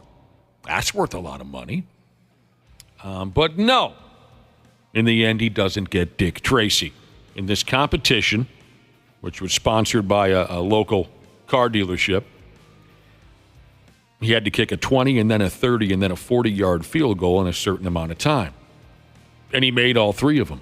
And everybody loses their friggin' minds. But after all the dust settled, the car dealership stepped up and said, no, you did not get that 40-yard. The last one he had to accomplish was a 40-yard field goal, which is pretty friggin' impressive. The last one he had to boot through the uprights was that 40-yarder, and he was 5/100ths of a second late. Whoa. In getting that kick. And so they said, you're going to get nothing and like it. Got back to the 40 with the ball got down with a second left. And I heard everybody yell, so I'm like, okay, it went in. Mm-hmm. That's the kid right there. You kind of wonder if they would have been better off giving him the vehicle versus all the bad publicity they're getting right now. Yeah. Exactly. But, I'm not going to pretend I understand how all this works, but I just from, being here for so long, I've been told in the past, they'll buy an insurance, right? In case somebody wins. So if the payout is huge, the company's paying a little less. That's part of the gig. So I kind of wonder if maybe if this is the case, I have no idea. Maybe the insurance company is the one that looked into that and said, no, we're not going to pay that out. So there you go. They shut another winner out. Jeez. I love it. The kid played soccer for 14 years, so that makes sense why he's got such a good leg. Well, yeah, and they usually, at least this is the way I see it, usually when it's time to have a kid come out there and shoot some 3-pointers to win free KFC or whatever, usually you can tell this kid can play a little bit, right? Yeah. Because the crowd's not going to be entertained if the kid can't even hit the rim, for Christ's sake. You've got a minute to make 5 threes, and the ball just goes straight up and hits a light in the ceiling. They usually want to have the kid, or even grown folks, have some skill set. So I'm not surprised if they would get sort of randomly select a soccer player, knowing, okay, this kid will probably put on a decent show. Giant firefighter Jesus won a sleep number bed at a Wolves game. Got the Grand King, he said. Oh, man. How'd that's you win? cool. Get back to us. What'd you have to do? How's the golf game, C Willi Myles? Tight, and it's all right. That's right. You having a good summer? I've had a lot of golf time this year. Got my handicap down, so I'm heading out this morning after radio. Have you ever hit a spectator with a drive or a chip or what do you call it? Have you hit or not? Could not. It also don't limit it just to a spectator. One of your fellow golfers, a part of your foursome. Okay, you have. Oh yeah. Where'd you hit it? What several times. Yeah. Any good stories? On purpose? A couple of them was on purpose. Yeah. The one thing I don't like is that, I have friends sometimes, they walk, because and then they'll walk ahead of you when you're getting ready. And I can't stand seeing anything move when I'm getting ready to hit. It's not their fault. It's just that my eyes are just shifty, Okay. If something move, I look. All right. So my friend, and he loves to walk up the right side. So if you're on the left, he'll just walk up the right side because he thinks he's out of your. So I just lined up right at him. So you have hit people a couple times on purpose just to teach them a lesson. Absolutely. Not like a hard shot. No. Just punch it and let it drop in front of him, bounce up on his back or something. What about on accident? I mean, you really give her hell. So we were playing in This is a true story. This happened to me down in Whistling Straits, which is in Wisconsin. It's a directional golf course. Right. So we were playing, and I hit a caddy. And the ball went in his pocket, and he didn't know it. And he was looking for my ball. And it hit him in his back and went right down in his back pocket, but he had a wet towel in his pocket, so he couldn't feel it. And we looked and we looked and we looked. I mean, it was like I yelled 4, and what happened was he turned his back and he bent over like you're supposed to and covered his head. Yeah. The ball hit him just right in his back and rolled down his back into his pocket. And he looked around his foot we were there for a good 7 minutes. You got to do a strip search. Yeah, he goes, his hands would be right here. And then he pulled his towel out, and then the ball came out. You got to play it where it lies, then, don't you? I had to play it right there. It was just some pretty bad stuff. We've got a golf story here in a minute we can come back to, but now I understand Zach is on the telephone line. Hey, Zach Parise, thanks for taking our call. Hey, thanks for calling.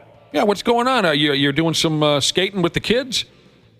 Yeah, my daughter had a little lesson with her skating coach down in Eden Prairie, so now I got to hurry up to school to drop her off. We're not getting in the way of anything, are we? No, it's actually great time. I got about a 10-minute drive ahead of me. Okay. What the hell does your daughter need a skating coach for God's sake? Sounds weird, Zach. That's a great question. I mean, you guys know, like, kids don't listen to their own parents. Like, exactly. My son would listen to you teach him how to shoot a puck before me. Well, he'd be ringing a lot of posts. I was just talking to a buddy about that the other day. His daughter plays softball, and he was a pretty good baseball player, and so he was trying to tell her a couple of things, and she wouldn't listen at all, right? She wasn't paying attention, and he mentioned the other day the coach said the exact same thing. She came home and told it to Dad like it was brand new information. Yeah. Even though Dad's been hitting baseballs for years. Well, that's it. The other two dads that I coached with last year with my son's team, we had a little agreement where I would tell him what to tell my son, he would tell me what to tell his. Like, it just works. They listen better, and it works better that way. Well, you've made some people in the listening audience very happy. Like Roastmaster Jesus said, it's nice to know even professional athletes have to pay for coaching for their kids. Yep. It's crazy. That is hilarious.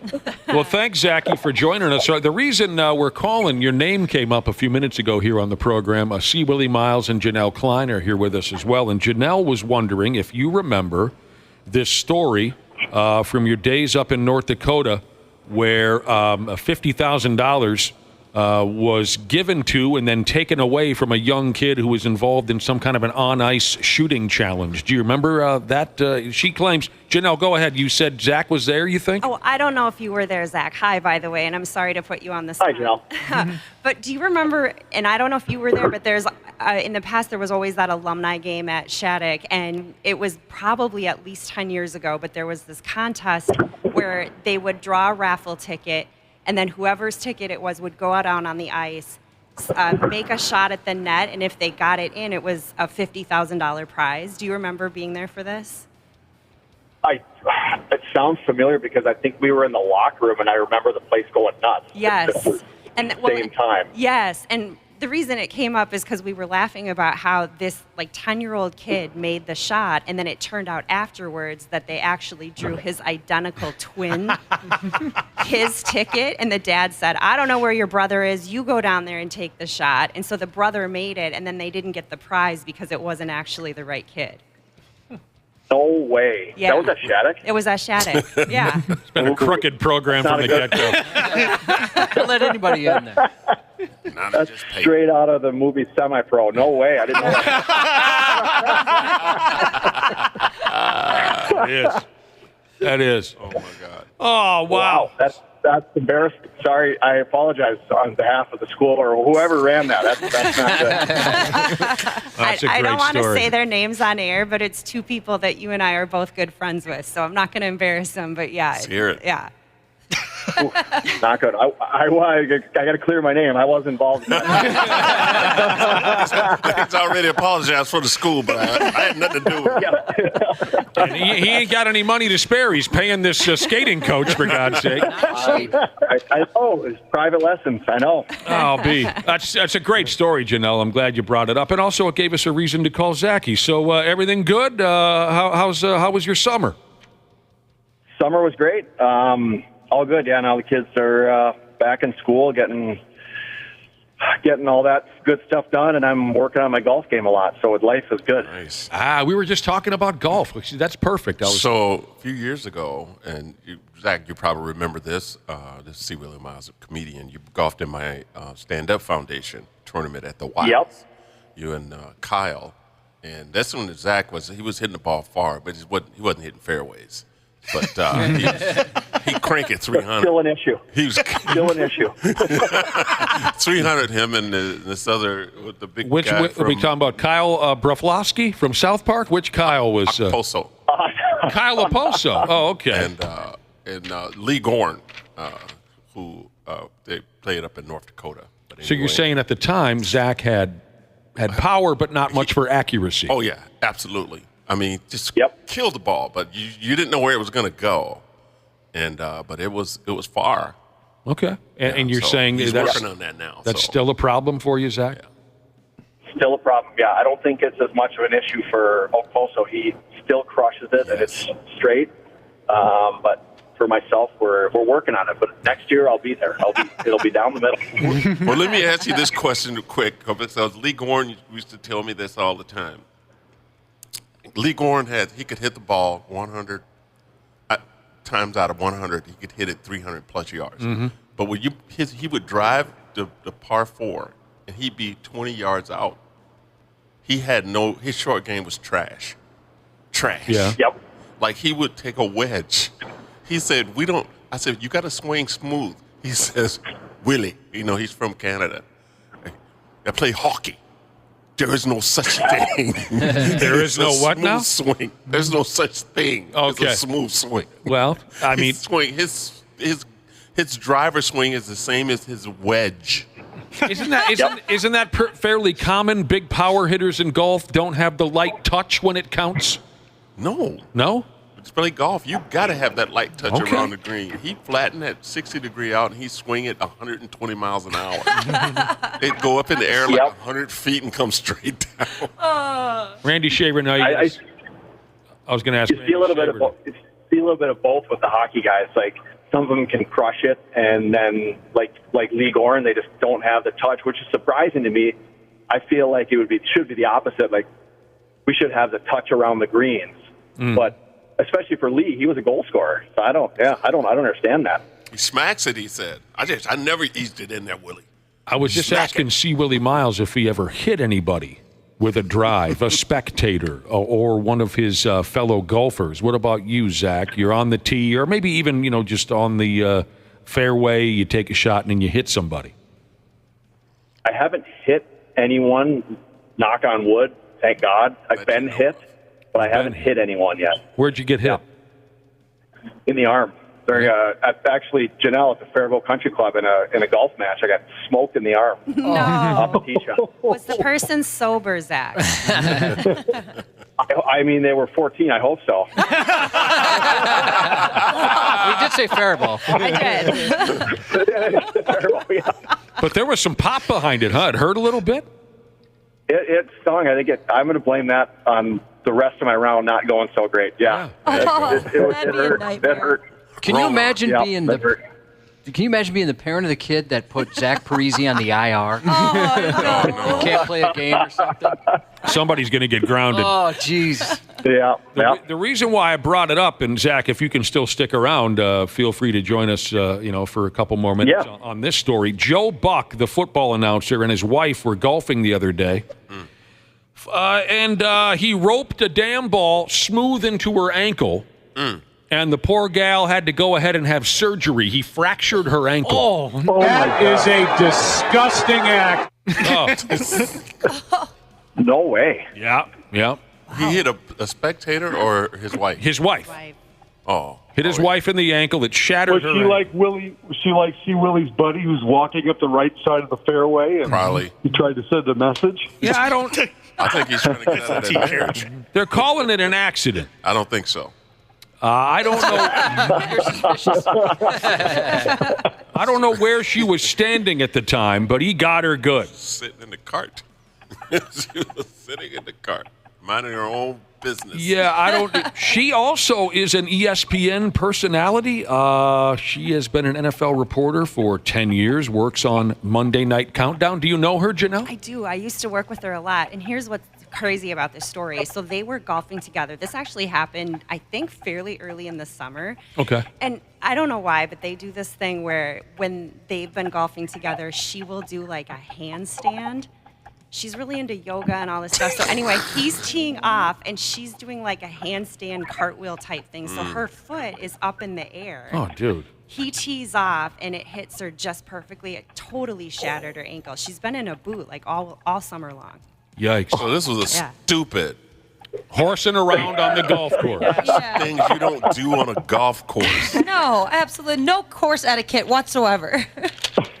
Is that coming from the queen of course etiquette over there, Ashley? Oh, absolutely. How often do you smoke marijuana on the golf course? Never. You're joking. No, I don't smoke anymore. You're still forget sticking to that story? Yeah? All right. Drug test me. So you do behave on the golf course? Absolutely. I can't see that. All right, there you go. I really can't. I understand. I don't believe you. I understand. You have a certain image. No, those the Rangers that are out there, the old guys that watch the golf course terrify me. So I'm not afraid of those old guys. You've upset some before. I've pissed a couple of them off over the years. All right, Zachy, thanks very much for taking our call and chatting with us for a little bit there, brother. You bet. Thanks for calling me anytime. Yeah, we'll get back to you sometime in the near future. Good luck with the kids and the hockey and everything, and we'll talk to you soon. Sounds good. Thanks, guys. Zach.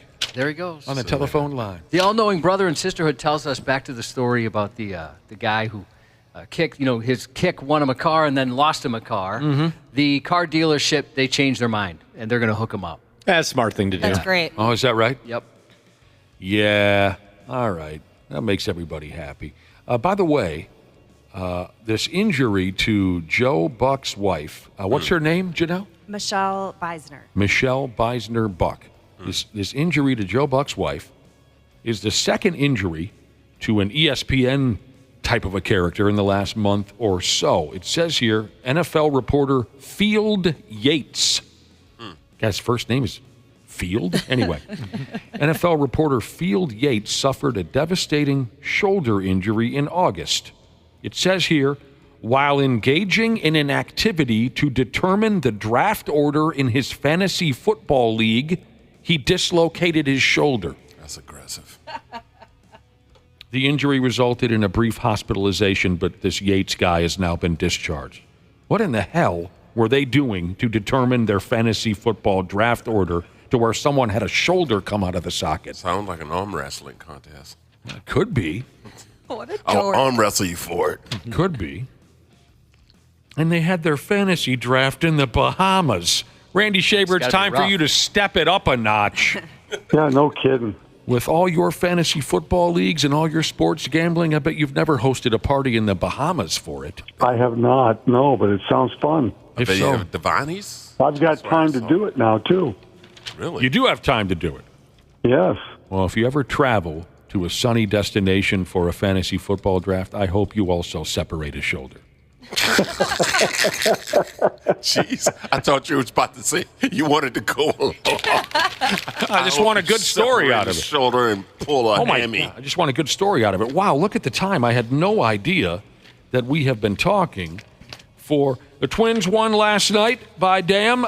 Start a series tomorrow night with someone tell me I'll get it Cincinnati. Cincinnati. Okay, there you go. Randy Shaver, thanks very much, but we got to move on. See ya. Take care, pal. We'll talk to you tomorrow. More with Janelle and C Willi when we come back. The 93X Half-Assed Morning Show. Did you know that Standard Heating opened its doors over 90 years ago? That's right. Tony Ferreira opened the doors in 1930. Now ran by his granddaughter, Claire Ferreira. Call Standard Heating and Air Conditioning today and experience the customer service and care that holds true today. Are you looking to improve your work-life balance with excellent benefits like 401k match and even tuition reimbursement? Standard Heating and Air is looking for an accounting administrator and customer service representatives to join their team. Learn more at standardheating.com/careers today. Hey, it's Rich Eisen here. Join me and my compadre, Chris Brockman, every Monday on the Overreaction Monday podcast. A 2023 last place team will win a playoff game this year. I'm taking the Cincinnati Bengals to be that team. If you gave me two, safe bet. If you said two last place teams, I might say that's an overreaction. Come react or overreact with us. This one makes it much easier. Okay. So thank you for making it easier. Well, tune in next week. Overreaction Monday, wherever you listen. KARE 11's Janel Klein. This is the 93X Half-Assed Morning Show. Great company this morning. Great company. I love visiting with company. We got them here in the studio at the 93X Half-Assed Morning Show. Janel Klein and C Willi Myles. I like being called company. Yeah, it reminds me, like my grandma used to say that. Yeah. We're having company over, and we're going to visit. We're going to visit with company. Both of yous are up in here, and we appreciate it. Thanks for stopping by, Janelle and C. Willi.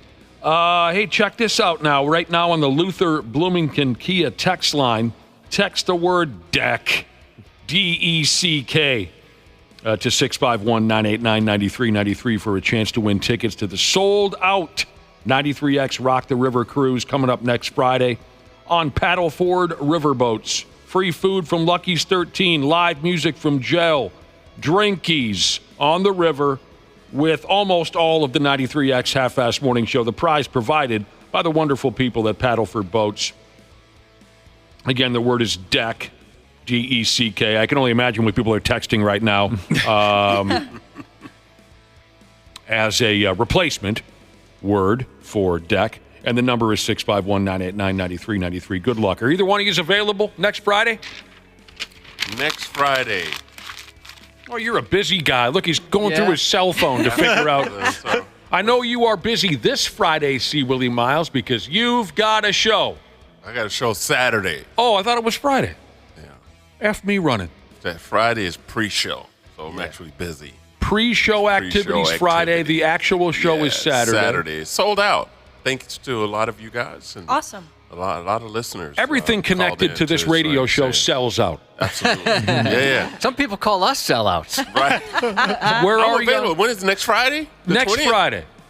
Yeah, I thought I signed up for that. I thought I was in for sure. I don't have the list in front of me. You're always welcome for sure. Oh, I thought I said for sure. I'll do the fall one. We'll write you down. That's my way of committing to doing something. Mm-hmm. Yeah, because I couldn't do the summer one. Right. And I said, for sure put me down for the fall one. Yeah.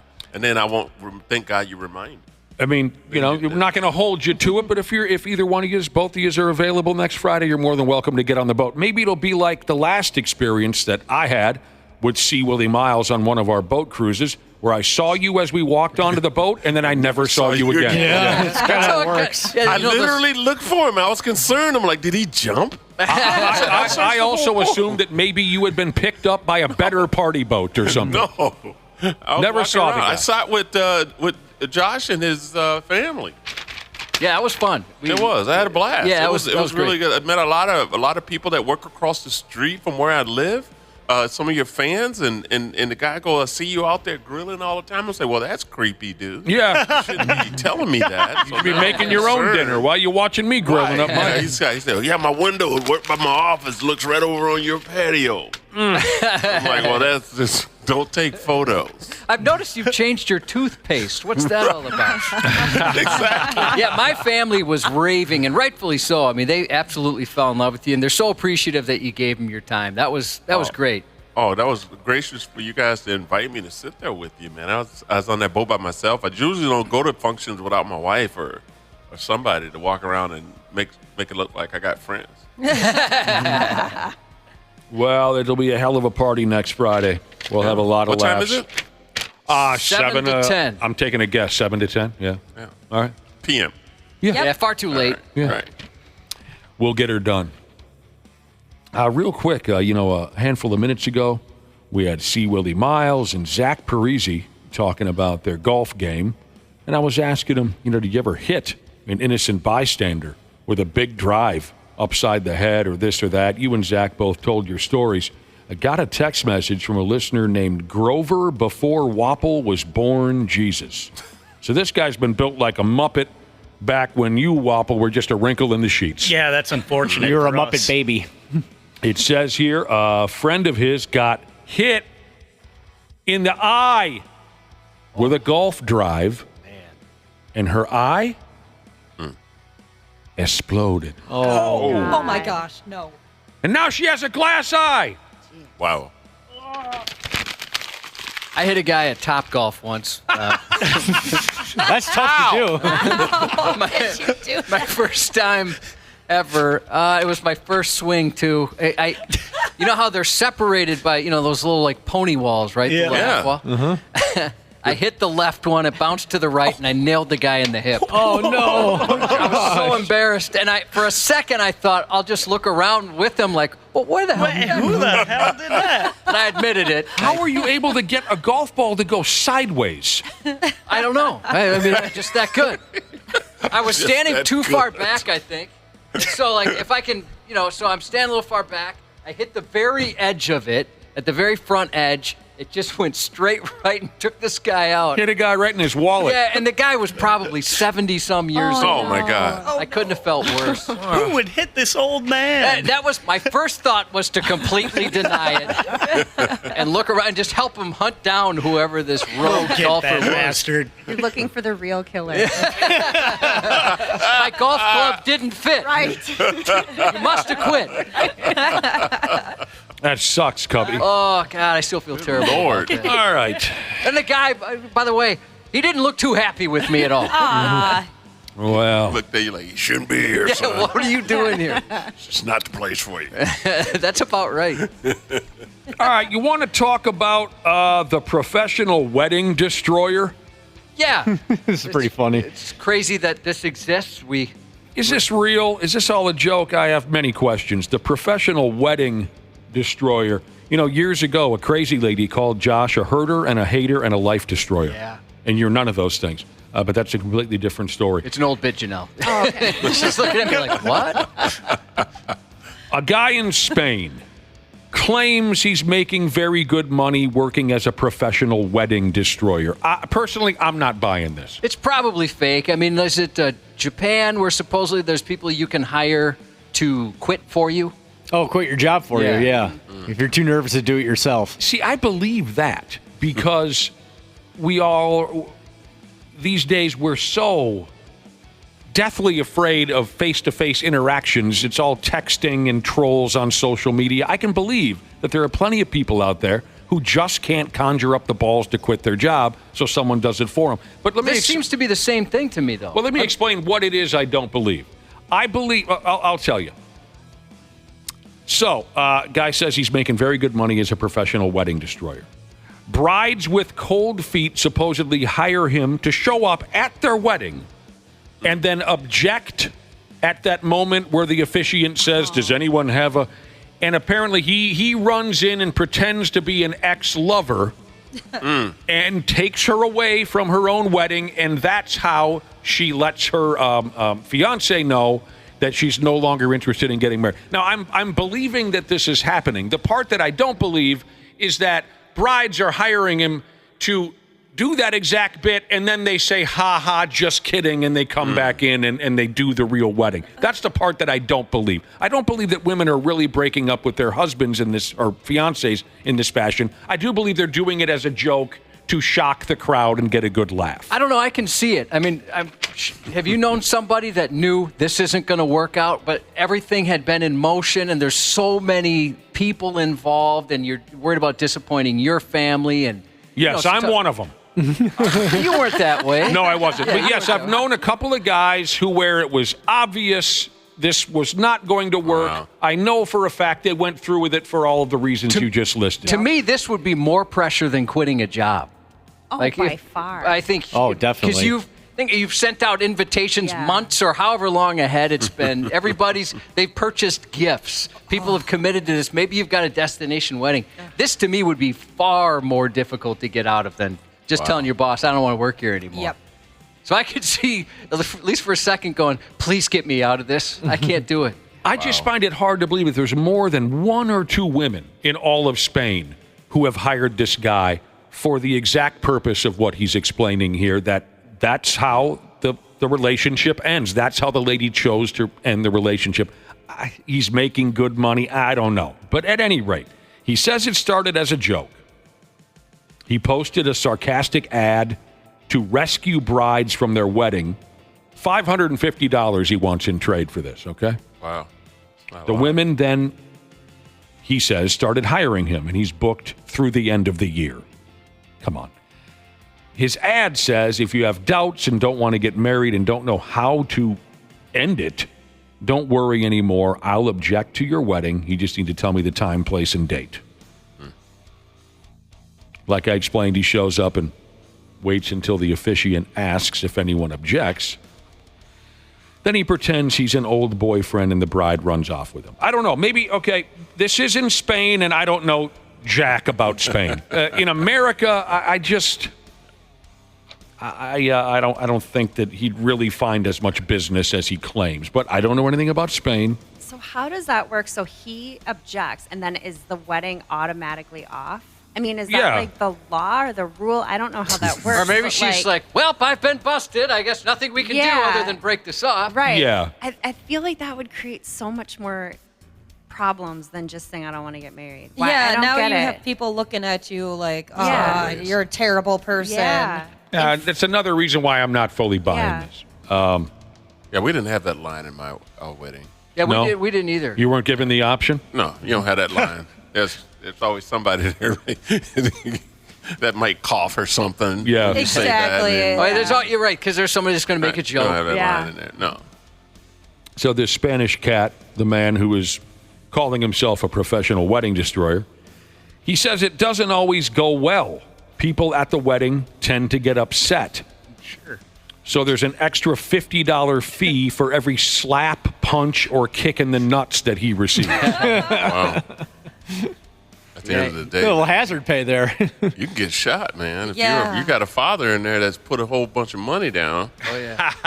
You know, is it worth your life, son? Yeah, for $50 a time. 50, yeah. That's less than the DJ charges for the whole night of work. Exactly. I mean, Man. especially the part where he says he gets kicked in the for $50. There's some guys that do that. Some guys will do that for a beer. Some guys will pay for it. Right. I don't know. I'll try anything 4 times. Jesus wants to know if I will stop his wedding by pretending to be his ex-lover, and the answer is yes. Sounds a little difficult to believe, but I'll just have to go along with it for now. Yeah, that's where you have so I've been a best man in several weddings. Mm-hmm. You know, good friends, and the best man. I always tell them in the back room just before we go out. I tell them this. I say, listen, you really want to do this? If you don't want to do it, I got a full tank of gas. Mm-hmm. I got $10,000 in cash. We can get out of here right now. Yeah, I got my passport, and now I got your passport. How many acted like they were going to lean right into it? One. He thought about it. He's like, man, $10,000, that'll go a long way in Mexico. I said, no, I got to go with you. That's only half. Right. I said, if I take you away, I need to leave with you. My dad was that person for me, C Willi. Like before I walked down the aisle, he's like, "Hey, you sure?" Like he's like, "We can get in the truck right now and leave.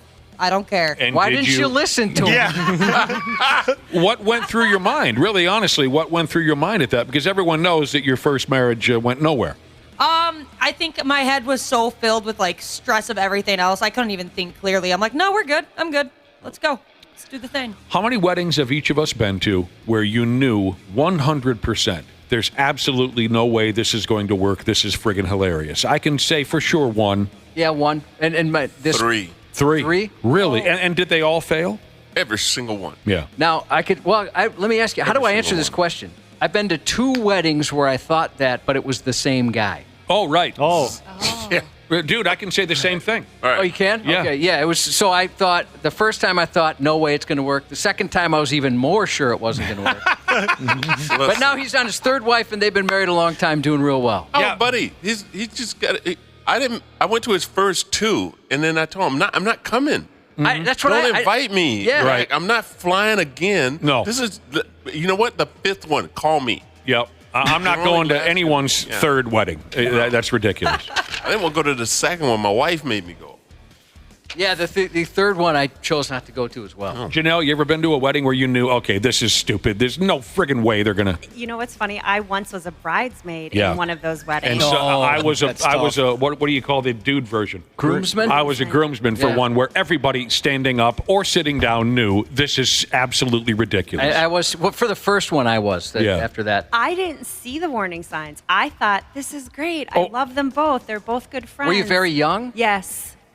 Didn't see the warning signs. And then after it all fell apart, everyone else came forward and said, oh, we knew this wasn't going to work. And I was like, I didn't see it. You're too sweet. I believe in love.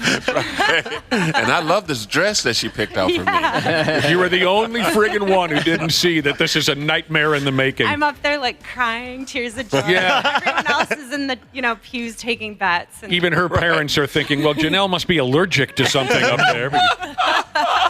What are you getting tears in your eyes for? This is a joke. How long did it last? You know what? I don't think they ever even lived together. Oh, Lord. It was so bad. It was so bad. I feel sorry for people that go through that. That's awful. I agree. That's a lot. My friend wanted me to be in his wedding. I wouldn't even be in his wedding because I knew what he was doing. Like, this ain't gonna work, man. Why are you doing this? And he, I need you to stand up for me, William. I'm not gonna do it. I said, I love you too much, brother. I said, I'll come, but I won't stand up there with you. And so within 4 months. Yeah. Turned to garbage. I'm like, she's not the one. I mean, this is. So you still went, but you didn't stand up for him? No, I didn't even sit in the 3rd, 4th row. I was waiting in the back. Sat in the back? I didn't sit for the kiss or nothing. Playing a Game Boy or something while the ceremony was going. Pretty much it, man. Did you know weddings or marriages can last 4 months? Were you aware of that? Yeah. I doubled that. My first wedding turned into an orgy after hours. Hello. And I'm upset that I missed it. I had to go home with my brand new wife. The next day or two, when I heard the behavior of all of the people at my wedding after the reception was over and me and my brand new wife left to go do whatever brand new husband and wives do, I heard it just turned into an absolute orgy, and I hate myself that I wasn't there. Hate myself that I went home with that woman instead of going to this orgy. Never should have gotten married. We got to take Mine turned into a big strip club evening, and I missed all that. Yeah, we had a good time at the Boom Boom. Everyone went to the strip club after mine. Wow. Oh, man. All right. KARE 11's Janel Klein. Yes, and C Willi Myles. This is the 93X Half-Assed Morning Show. We got to get the hell out of here. But we want to thank our guests, Janel Klein and C Willi Myles. And, there's something that I wanted to ask you that I almost forgot. Thank you to a couple listeners who brought it up again via our text machine. We were talking earlier about how today is National Video Game Day, and we're all supposed to fall down and touch ourselves because of that. I made a prediction about the two of yous, knowing you to the level that I believe I know you. I predicted that neither one of you have ever played a video game. You didn't strike me as the type. Have either one of you ever played a video game? You have? Oh, yes. What have you played? Arcade. Arcade games. Yeah. That was what Josh predicted. Yeah. I just thought of you, C. Willi, as the type when you were growing up. And, of course, in the early 80s, arcades were hugely popular. But Right. you struck me as the type where you and your family thought, that's a waste of time. We should be outside doing this, that, or the other thing. Never played them all the way through. I only started playing them when I was in college. Okay. Oh, really? Yeah. Yeah. All right. A lot of downtime. Pac-Man, Galactica. Yeah, see, that's what I thought. I figured. Galactica was mine. You talking about Galaga? Yeah. Galaga. Galactica. Galaga. Close enough. I figured with arcades, like how. Just played it the other day. You played it. You played it the other day. Yeah, I'm buying a machine from, and it's ordered. I'll get it. I got it from Costco. So Oh, you're, yeah. One up. One of those one up. You're at a level that I never anticipated. Janel Klein, you ever played a video Never. game? I was half right. Wow. Yeah, Never we played- figured if of the two of you, you'd probably have never played. What about on your phone? No.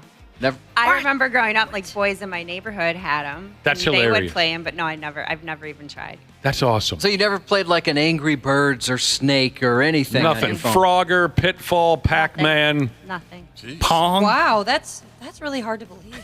I love don't that think so about with you. Janelle. No, That's not with Janelle. I just What's wrong think with that, you? like, everybody has at least played a phone game. So I knew for sure C Willi had played video games, but Janelle, that I kind of figured you probably hadn't. C Willi, so you're such a sports fan. Did you ever get into like Madden or any like the show? No, I or can't anything stand like that or Golden Tee. I never did any of that. That's surprising. I Yeah. thought you would have been into Golden No, Tee.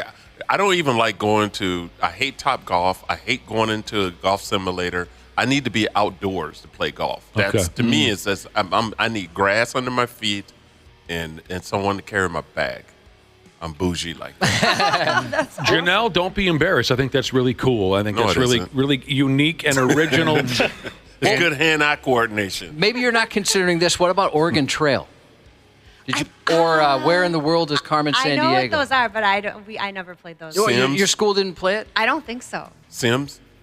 I don't know what Sims is. Oh, Jesus. Oh, Wappel can teach you, and he can teach you how I don't to even know kill what that all the is. This people. is tough. Don't change, Janelle. Don't change. Really, no, I think that's really cool. I think that's really unique. You're raw. I mean, listen, if I were to try, I think we all know I'd be terrible at it because I have no hand-eye coordination. I bet you my friggin' wife has never played a video game. Josh, you met my friggin' wife once or twice, haven't you? I've known her for decades. I bet you she's never played a video game. I could see that. Yeah. Now that it's entered my mind, if you're alive, wife, text me. I bet she's never touched any video game in her life. Wow. It is kind of crazy, like you said, Ashley, I mean, with phone games being so prolific. Yeah. That you'd think maybe you would have tried one. And she's even got two phones. She could play two games at one time. You can play yourself. Right. You don't even play solitaire on your phone? I do have solitaire on my phone. I don't know the last time I've ever played it. But do you guys count that as video games? No. Or like No. even Oregon Trail, I'm like, we probably had that at my school, but I don't know. Really Nah, we're not remember. counting solitaire on your phone. Usually you wouldn't, but I mean, that's something. Something, Right? yeah. Because, I mean, it'd be more strange if you've never played Maybe absolutely we played that. anything. I don't know. Keep this in mind about Janelle. This is one of my other favorite things about the Norwegian Ox over there. One of my favorite things. She grew up with a basketball court in her backyard and never went outside to play once. It's true. It's true. Like a full basketball court. Yes. Like regulation size basketball court. Dude, I'm looking at you thinking you were a hooper. No. Yeah, you've got the size. I'm a terrible athlete. Or like volleyball or Who something. put a court in your backyard? Yep. I mean, yeah, my sister and I are both 5'10". My dad is 6'5". Never played basketball. I would have ended up in the hospital if I had a full basketball court in my backyard. I would have ended up hospitalized. Yeah. I would have been a D1 hooper. Yeah. I would have been a D1 hooper if I had one in my backyard. We drew a lot of chalk drawings on it. Oh, yeah. That's disgusting. Look, it's the Flintstones. I am so embarrassed right now. Did your parents put it in? No, it was there when they bought the house. Okay, I was going to ask if maybe they cried a little bit, like we spent a lot of money on this and nobody's using now it. I mean, I think there's a lot of dashed dreams in my family around that, but neither of us were good athletes. Oh, your dad probably. He's 6'5", and he's probably thinking, I got a couple of girls that are 5'10". Yeah, they're D1 prospects. And he's probably thinking, that's just a waste. You know what? I should have been Shannon Sharpe. All right, my friggin' wife has texted me back on this now. I just said out loud, I doubt she's ever played a video game. She just does. I've never, ever heard her say, I've known her for 38 years. I would never heard her say word one about video games. She certainly doesn't play any now as we live together. So I asked her, you ever played any video games ever? She said yes. I asked her what games. And she said Miss Pac-Man, Donkey Knot. I think she meant Donkey Kong. Mario, Pong, and a game that she created called Get the Whores.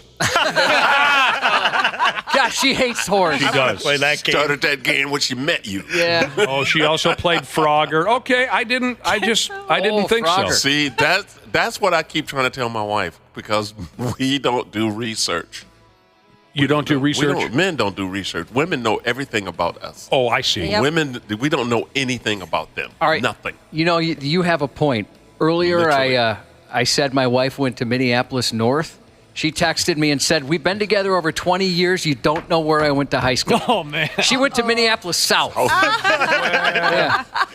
And after I said it, I even thought, wait, is that right?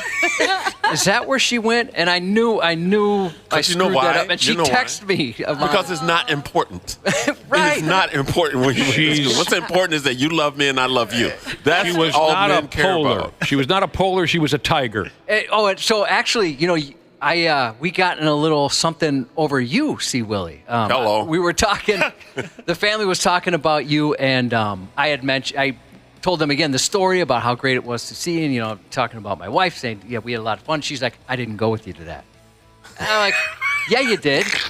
And she's like, "No, that must have been somebody else." And this is a true story. And I told her, I'm like, "Well, to me, every memory I have, you were there. So it's not like I'm, thinking of some other chick or whatever." Yeah. But I do think she was there, and she's I don't know what's going on there. On the boat?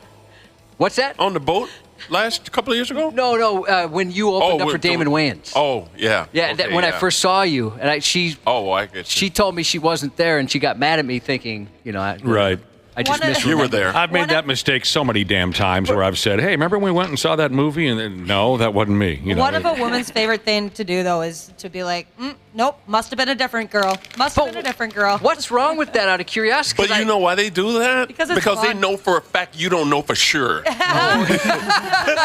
Sometimes they do. My wife did that to me, and I had to literally prove it to her that she was there with me, because I remember exactly where we were. I remember where we parked. That was the one thing that I remembered, and I remember who was there. And I called them on the phone. And you're talking about something that happened 22 years ago. Yeah, that's what our situation. And I called up Cleveland, and his name is Cleveland Barnes, and I called him up, and he said, "Yeah." I said, "Who was with me?" She was on the phone. He goes, "Lucy. It's my wife." Yeah. And she goes, "I was?" I'm like, "You know you was, but you was banking on me not knowing." Yeah. So if it happened a month ago and she busted me, I was there with another girl, that's right. one thing, but it's 20 years, whatever. It's silliness. I just assumed she was there. They want to pretend like we didn't exist until they showed up. Exactly. It's ridiculous, and it's not worth your time. We're running very late here. We got to get going again. No. No, thank you. It's so nice to see you guys. Thanks very much. Always great seeing you guys. And good luck at your show Saturday night. Absolutely. Thank you. That's awesome. Thank you guys. All right. Happy birthday to Tori from your husband, Truckin' Jesus. The 93X Half-Assed Morning Show. 93 KARE. The 93X Half-Assed Morning Show podcast is sponsored by Standard Heating and Air Conditioning. New episodes drop each weekday. If your podcast platform has ratings, go ahead and give us 5 stars and maybe give our enemies 1. Thanks, and here's a word from our sponsor. Standard Heating and Air is looking for an accounting administrator and customer service representatives to join their team. Learn more at standardheating.com/careers today.